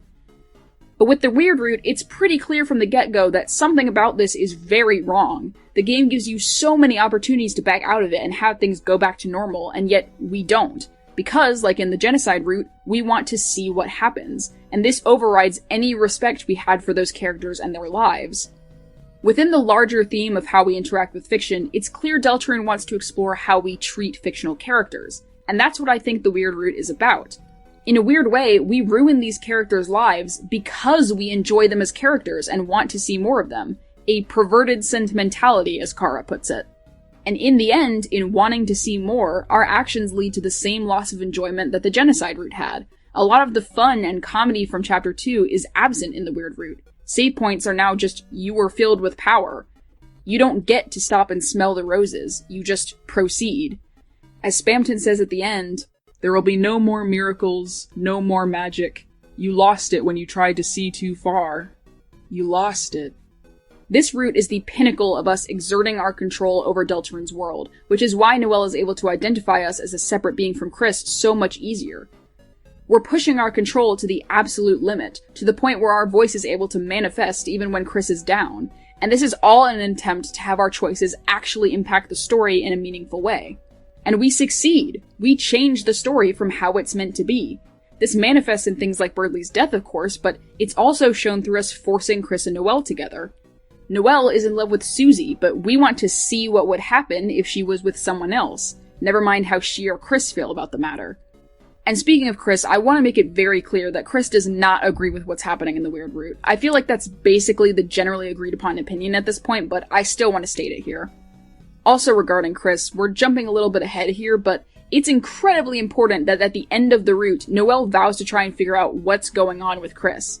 While I'm sure us possessing Kris will come out in both chapters in some manner, this pledge from Noelle suggests that it might happen a lot sooner in the Weird Root. Not sure exactly how that'll go down, but I'm really interested to see. Now, before we move on to the future of the Weird Root, I'd like to talk about Ralsei. To me, Ralsei's behavior in the Weird Root is very indicative of his overall nature, specifically his reaction to the Thorn Ring.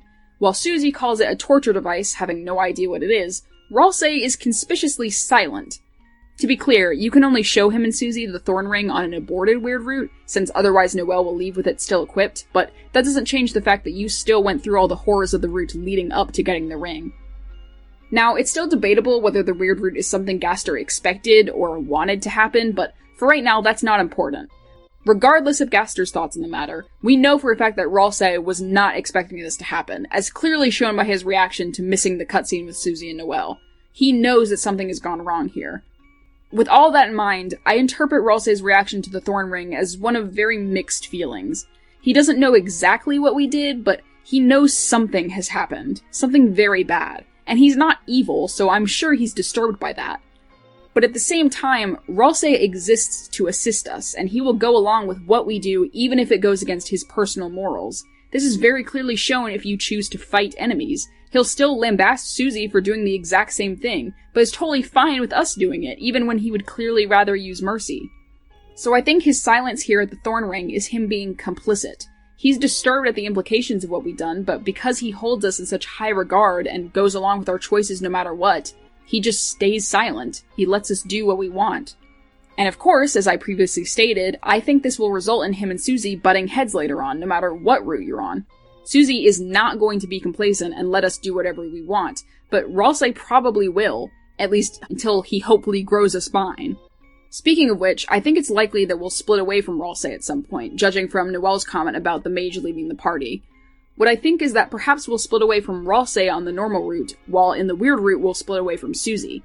In the normal route, we're probably going to want to break away from the prophecy, which Ralsei is the enforcer of, so it makes sense that he might end up turning against us at some point.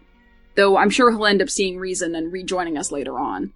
Meanwhile, on the Weird Route, Susie is obviously going to be disgusted with us and side with Noelle, while I'd imagine Ralsei would stay on our side due to his subservience. Though Ralsei might also stay on our side in the normal route too, who knows. Now, let's talk about the future of the Weird Route. Will we manipulate Toriel in Chapter 3? Will we make her kill Undyne? No. Ignoring what I said before about how I think Toriel might not even be a party member, I'm confident that none of that will happen. I am strongly against the Weird Route involving Toriel or Undyne or anyone else, and let me tell you why. As we discussed before, Noelle seems to have a lot of importance in the game, whether it comes from deaths or her connections to Gaster. But one of those things is that she seems uniquely powerful in the Dark World compared to other characters. Maybe that isn't the intention, but when it comes to Noelle's knack for breaking games, it feels like Noelle is an integral piece to doing something like the Weird Route. You can seemingly break the game and go off script because of Noelle. If we're able to do something like that with just any random new party member we get, then that would negate everything about Noelle's special game-breaking nature, and, in my opinion, take away a lot of the interest surrounding the way the Weird Route functions. What I imagine will happen is that, continuing a Weird Route from Chapter 2, things will change because of the inciting incident of Snowgrave, and there may be more requirements to stay on the route in future chapters, but Noelle will remain an integral piece of the route. It's not just going to be each chapter you can do the exact same thing as Chapter 2, but with a different character. That would just be a really boring way of going about this, in my opinion. I'm sure knowing Toby, he could make something interesting out of it, but I just don't think that the Weird Route will go down that way. That's all I have to say about the Weird Route for now. So now, let's finally talk about the game's overall structure and its possible endings. Let's get the elephant in the room out of the way. There are intro graphics for up to Chapter 10 in the files. I still honestly don't know how to feel about this. I feel like it's far more likely that there are just 7 chapters like the menu suggests, and that these are just some kind of weird test or placeholders, but I don't know. I would love it if Deltarune did have more chapters, of course, but I'm not going to get my hopes up for something like that. For right now, I'm going with the much more likely assumption that there will just be 7 chapters, but I'm definitely keeping this fact in mind. Although, something crazy that just came to my mind when thinking about this, major spoilers for Danganronpa V3, somehow this is not the only time I'm going to bring up Danganronpa in this video, but that game actually has a lot of parallels to Undertale and Deltarune, in the sense that it breaks the fourth wall completely and has the characters learn that they're fictional, has the player have to save something else. Anyways, in that game, the big reveal at the end is that it's not actually in the same world as the other Danganronpa games, but actually takes place in a reality much like our own, where Danganronpa is a fictional series. It turns out that the franchise has been going on for a long time, and that the V in V3 is actually a Roman numeral, making it the 53rd installment of the Danganronpa series. When you find this out, the game shows the actual logos for the real-world installments of Danganronpa, but it keeps going past what actually exists, and it shows a ton of fake logos for more potential games. So, bringing this back to Deltarune, this is a total crack theory, but what if these logos for Chapter 8, 9, and 10 are something like that? Going along with the idea of Oblivion Theory, that Gaster wants us to keep playing this game, what if in the climax he's trying to convince us to just keep playing, and we get shown these logos in-game, as a sort of representation of what we could have? This also reminds me, spoilers for the ending of OKKO, the OKKO finale, where the show getting cancelled is actually kind of lampshaded. We get to see fake title cards for a bunch of different episode ideas that we never got to see, with quick little clips of them before it abruptly changes to something else. What if, like that, we don't just see the logos for these chapters, but we get to actually play them? Like Gaster is like, why would you want to end this game? Think of all the adventures you could have. And then we get sent into Chapter 8 to play a little short segment before doing the same with Chapter 9 and then 10. This is like complete nonsense, but it just popped into my head. Like I said, I really don't think these logos will actually end up mattering at all, but it is very weird that they exist. Getting off that crazy tangent, the one placeholder logo I do think may actually matter is the one for Chapter 0. And this is where I have to talk about Danganronpa again briefly, but in the second game, right before the final chapter, there's a very brief Chapter 0 that just consists of a flashback to before the game's events. I think it's very possible we could get something like this with Deltarune. I imagine that Chapter 0 would be a very short, maybe even non-playable flashback chapter that shows us the events of the night of Jess's disappearance, maybe right before Chapter 7 or something. I don't think it's super likely, but I do think it would be cool. Now, before we talk about endings, we have to talk about the age-old question. Do our choices matter or not? While I think it's still too soon to say anything for absolute certain, I feel somewhat confident in my interpretation, which builds off of Oblivion Theory. Our choices don't matter in the light world, but do matter in the dark world. While we can choose to talk to people and do things in the light world or not, it doesn't have any effect on the ending of the chapter whatsoever. Kris will still pull out the knife at the end of Chapter 1, and they'll still make a dark fountain at the end of Chapter 2. Meanwhile, our choices do matter in the dark world. Let me explain. We can choose whether to fight or spare enemies, and it will actually change things. Chapter 1's ending varies depending on your choice, and Berdly can either be totally fine or have his arm damaged in Chapter 2, depending on what you do. Our choices do actually affect things. That is, on a very surface level. What it feels like to me is that in the dark world, we are given the illusion of choice. We're supposed to think that what we do actually matters, but despite these differences, as we all know, things eventually end the same way. We seal the dark fountain and return to the light world, just like we're meant to. What wandydoodles brings up is that choice in games in general is an illusion. You can't really do whatever you want in a game, because no matter what, those choices were programmed by someone. You can't truly break free of a game's limits and do exactly as you want. But the thing is that we don't really care. As long as we like the choices, or the amount of choices that we're given, we don't really care that we're just choosing something the creator of the game let us do. And this is what I think Deltarune is exploring. If we think of the Dark World as a game created for us by Gaster, then he is that creator who gives us the choices we have. He makes us feel like we can influence things in the Dark World, but in reality, we're still doing exactly as he wants. This is when I'd like to bring up the potential second voice at the end of the Gonnermaker segment. In Oblivion Theory, this voice is assumed to be the vessel itself. Considering the parallels established between it and Kara, it would explain the similarities between their speech. But more importantly, it ties into what's going on with the Gonnermaker overall in this theory. Again, in this theory, the vessel is the knight, and is working alongside Gaster. Thus, despite this being a different person talking, it is still what Gaster wanted, which is obviously debatable when it comes to this sequence. Obviously, it's meant to come across as Gaster being interrupted and having his plans thrown off course, but I think that's by design. The idea is that Gaster had us create the vessel in order to imbue it with our will, our dream to play the game, so that it could become our true character and create the Dark Worlds for us. Again, this is something which he describes as being necessary for the game to be fully realized. He needs our input for this one part, as it's specific to us, but as soon as he has it, we're shunted out of the sequence and encouraged to forget all about it as we immerse ourselves in the actual world of Deltarune. We think some kind of outside force ruined his plan and took away the vessel he so nicely created for us to play as, but in reality, that was his plan all along. He doesn't even mention it when he comes back to Twitter for Chapter 2, like it's not even a problem. This is just the cover story, so we won't be suspicious of him. After all, if he flat out told us, hey, I need you to create this vessel for me real quick, no reason or anything, just do it, and then you can start playing as Kris, we'd obviously be very suspicious of what the point of that was. And obviously, we're still suspicious of what the point of that was, but by Gaster painting the situation as someone unrelated interrupting things and throwing his plan off track, that suspicion then falls onto the second voice, rather than him.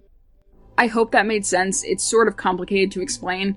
I definitely think there's a lot more possibilities as to what exactly happened with the Goner Maker, but something along the lines of this is what I currently believe, until we have more to go off of. But now, with all of that out of the way, let's talk about endings. When it comes to Deltarune, I'm a firm believer that it'll be a situation where the ending is technically the same, but the events leading up to it are different, thus recontextualizing it. Going along with this, I think that the interpretation of this in Oblivion Theory makes a lot of sense, where both routes end with our connection to Deltarune's world being severed. In the main route, you work with the characters to do this, but in the weird route, it's the characters fighting against you to do this, with of course there being more differences in the story leading up to the ending, such as, Berdly being dead. Aside from thematic reasons, this is really the only way the game can even end in the first place. If the Light World isn't a game, then it doesn't have an ending. It's just a world that will keep going forever. Therefore, the only way it can end is by the connection being closed. I'll talk more about this concept in the next section, but I think it fits in well with the themes of escapism, as well as the plotline with us and Kris. Going back to the thing about Gaster's name being spelled out in .ogg files, that does have very interesting implications, since usually when you input the last letter of his name, the game restarts. So if that ends up being true, then that could give credit to the popular theory of the ending being some kind of time loop or restart situation. While that's definitely possible, I would like to say that when you put Gaster as the creator's name in the original survey program, it just straight up crashes the game rather than restarting it. That could then line up with the idea that the game ends with us being banished from Deltarune's world in some way, represented by the game crashing. There is of course something else we must talk about, and that's the stuff with the save files.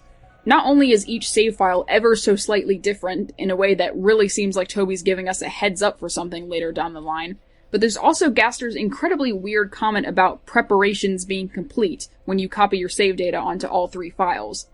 I honestly don't know exactly how this could factor into things, but it definitely has significance. Whether that means that the weird route is going to be mandatory, or we'll have to do stuff across all three save files in order to progress, we'll just have to wait and see. Something related to this, though, that I did want to talk specifically about, is a comment from Ulrich Rides Again. We know that if you beat a secret boss on one file, you'll be able to get their items across all files. We also know that Sham tells us we won't be able to win against the next super boss without the Shadow Mantle. So, what this person suggests is that perhaps we'll have to actually skip Chapter 3 Secret Boss entirely, gather the rest of the Shadow Crystals, make the Shadow Mantle, and then load a Chapter 3 save to finally fight against them with. This is a super interesting idea, although I will say I think it's possible that Sham's warning might actually be about the Chapter 4 Secret Boss instead. It's unclear just how wide-reaching Sham and the Secret Boss's foresight is, but if I'm right in saying that it's just them knowing the script of how things are supposed to play out according to the prophecy, then they wouldn't know about Kris's Dark World, or at the very least wouldn't know it's the one we're going to next. Therefore, this might actually be referring to the secret boss of the Dark World we were supposed to go to next, likely Chapter 4's. This is all of course assuming that Kris making their fountain is in fact going against the prophecy. Either way, this would be a really cool mechanic, and I can definitely see it happening, considering how weirdly insistent the game is on making sure we always have the shadow crystals we collected, even if they're from a completely different save file. This might even play to the idea of doing things across multiple saves for the ending, but again, we'll just have to wait and see. Hello again from the future. So in a note that Toby made about the latest Deltarune patch in like early December, he did mention, he says, "Note, there are no plans to require the player to complete multiple different file slots," which seems to kind of suggest that all the theories about us having to complete multiple playthroughs are just completely thrown out the window. But at the same time, I do want to stress the fact that he does say there are no plans to require the player to complete multiple different file slots. And to me, that leaves room to maybe be like, you know, you can play through the game completely casually without having to do that, but in order to get, you know, like the super secret true Gaster death ending or whatever, you will have to do multiple file slots. So like it's not required to beat the game, but if you want to get like the best ending or the true ending or whatever, then you might have to. I think it's vague enough that that could still be the case. Cause I really think like having the files, the save files be different by, showing us that with Azrael's Drawer, I really think that, and again, with like the preparations are complete comment from Gaster, it's like, it really feels like there's something going on with having to, you know, use multiple save files, but, you know, that it definitely feels less likely now just because Toby said that, but I do think it's still possible. I just wanted to, briefly mention that. Finally, I didn't know where else to bring this up, but I definitely feel like Penumbra Phantasm and Nightmare Night are going to be repurposed for Deltarune, likely for endgame tracks, and I cannot wait to hear them. Now, that brings us to our final section. It's been a long ride, but we've gone past all the complicated lore stuff. Now, let's take a step back and talk about the game's themes. Guys, this might sound crazy, but I think Deltarune's gonna talk about escapism. Just a crack theory on my part. In all seriousness, though, there's definitely more to the game than just escapism, but let's talk about that first since it's the most widely discussed and the most obvious. Also, shout out to Ani Flora for requesting this section. Toby clearly has a lot to say about how people use fiction as an escape from reality, and I'm sure he's aware of how relevant that topic is for his fanbase. The Dark Worlds aren't just themed around different kinds of escapism and entertainment, but the way they all function on a fundamental level is that of an old-school RPG. As has been said by many people, the way that the characters from the Light World interact with the Dark Worlds is meant to parallel the way that we interact with their world. Just as the Light World is a game to us, the player, the Dark World is a game to the Lightners. Through this, Toby is able to comment not only on the ways that the characters themselves interact with fiction, but the way we do as well. We obviously see the ways that fiction can positively impact us. The characters grow over the course of their Dark World adventures, becoming better people, making friends, and overall learning lessons that carry over into their everyday lives. It's also just a fun way to escape reality for a bit, especially considering how rough these kids have it. The problem comes when the balance of reality and fiction, light and dark, are thrown out of balance. Escapism through fiction is good in moderation, but you have to step back into reality eventually. In this way, we can already see a struggle for our characters beginning to emerge. We can see how they're coming to view the Dark World as being better than their actual reality, how much they want to keep going on these adventures. And this, of course, mirrors the player. Both we and the characters themselves want more of the Dark Worlds, more of the game. So perhaps, together, we'll have to accept that at some point, we have to step back. Kris, Susie, Noelle, Berdly, all of them have to return to the Light World and face their problems eventually, just as we have to eventually close Deltarune and step outside, as much as we may wish that wasn't the case. There's of course a very important part of this equation left out, and that's our possession of Kris. I think that's a big reason why we'll have to accept that we can't continue going on these adventures. Not only can we not indulge in escapism forever, but we can't do it at the expense of Kris and whoever else may get caught in the crossfire. And thus that takes us back to the endings I brought up. Ultimately, our connection with Deltarune will cease to be. In the main route, we can work things out with Kris. We can become friends with everyone, just like Toby wished for, and work together with them to destroy the connection between our worlds. We will have to go against Gaster's temptation of infinite adventures. In the weird route, however, we're breaking the game and doing terrible things to the characters just to see more of them. If the good ending is us willingly leaving Deltarune's world, then of course this would be the opposite. On this route, we cannot accept the story ending. We want to see more. We want more fiction. We are consumed by it. And thus, instead of us willingly leaving, the characters themselves will have to work to forcibly banish us. With this in mind, let's go back to the roaring. The interpretation of it in Oblivion Theory is that the roaring is what happens when we go against the vessel. If the vessel is our desire to play the game, specifically in a way that prioritizes mere consumption over actually caring about the contents, then the roaring is when we go against that desire. In the main route, if we choose to try and sever our connection to Deltarune, to stop playing the game and prioritize the well-being of the characters and our memories of them, then this will obviously go against the vessel's purpose. The same is true if we simply give up after a game over. In Undertale, the player and Kara can come to a disagreement if you continue playing the game after genocide. To Kara, this world has no purpose anymore, and so they cannot understand why you keep recreating it, because you see Undertale as a living world, not just a game. In the same way, how do you think the vessel would react if you decide to stop playing the game and sever the connection because you care about the characters? It wouldn't understand that. If you stop playing, then the world would no longer serve any purpose to it, and so it destroys it via the roaring. This could also be why the Titans look like save points. The save point represents your will to keep playing. When that will isn't present anymore, the roaring occurs.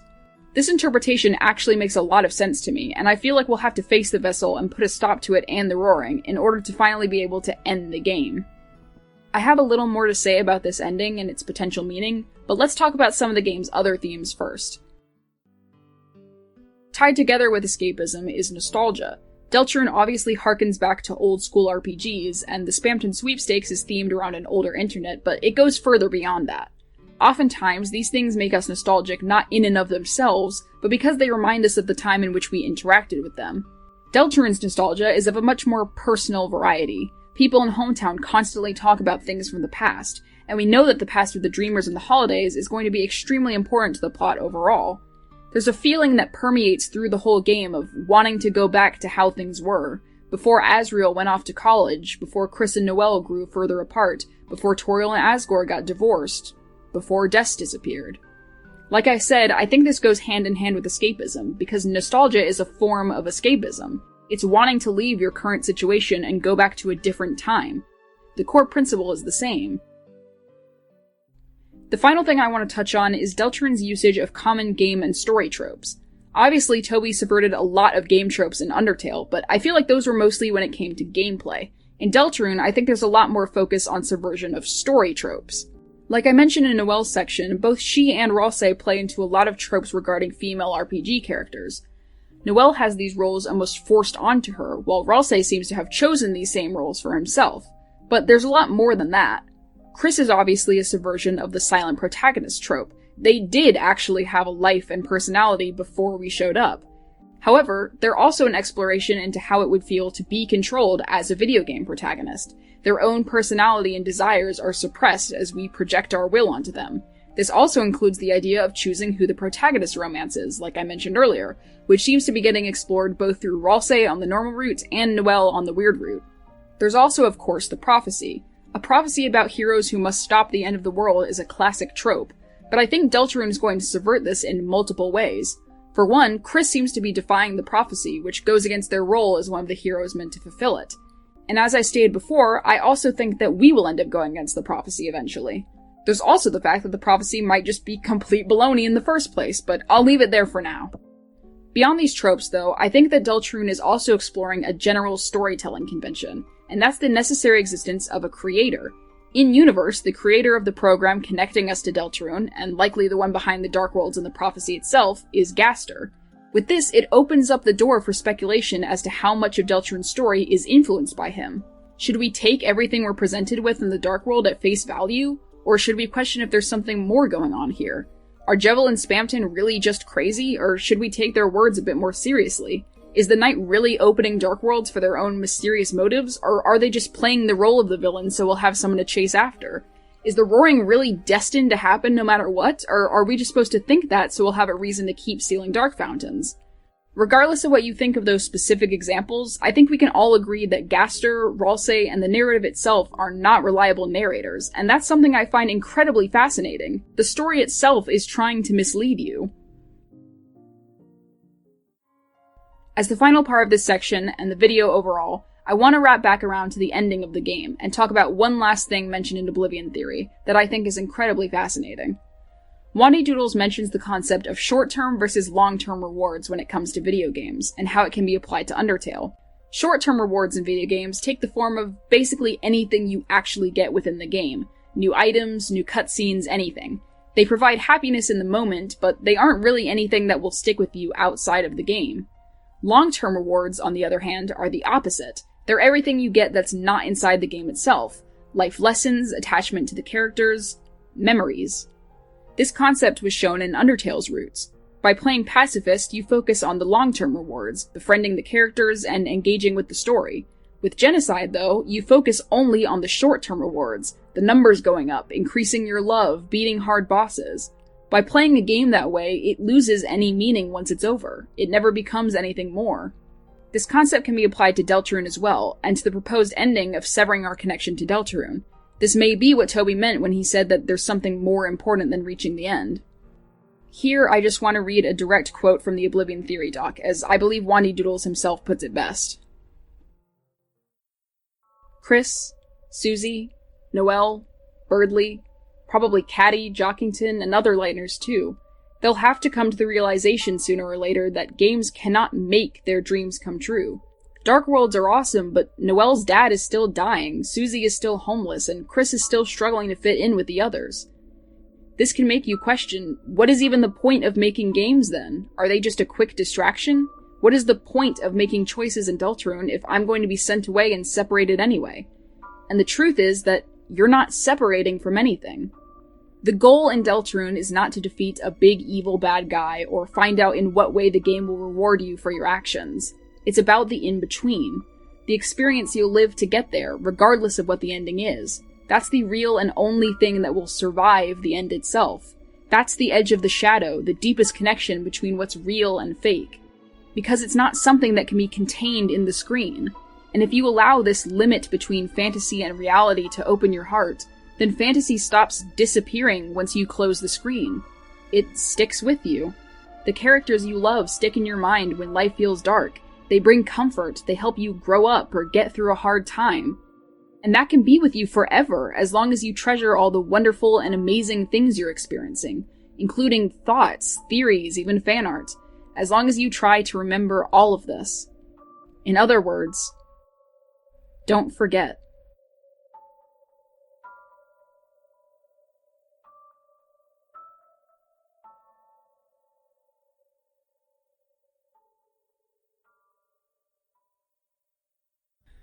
Whew, we finally made it to the end.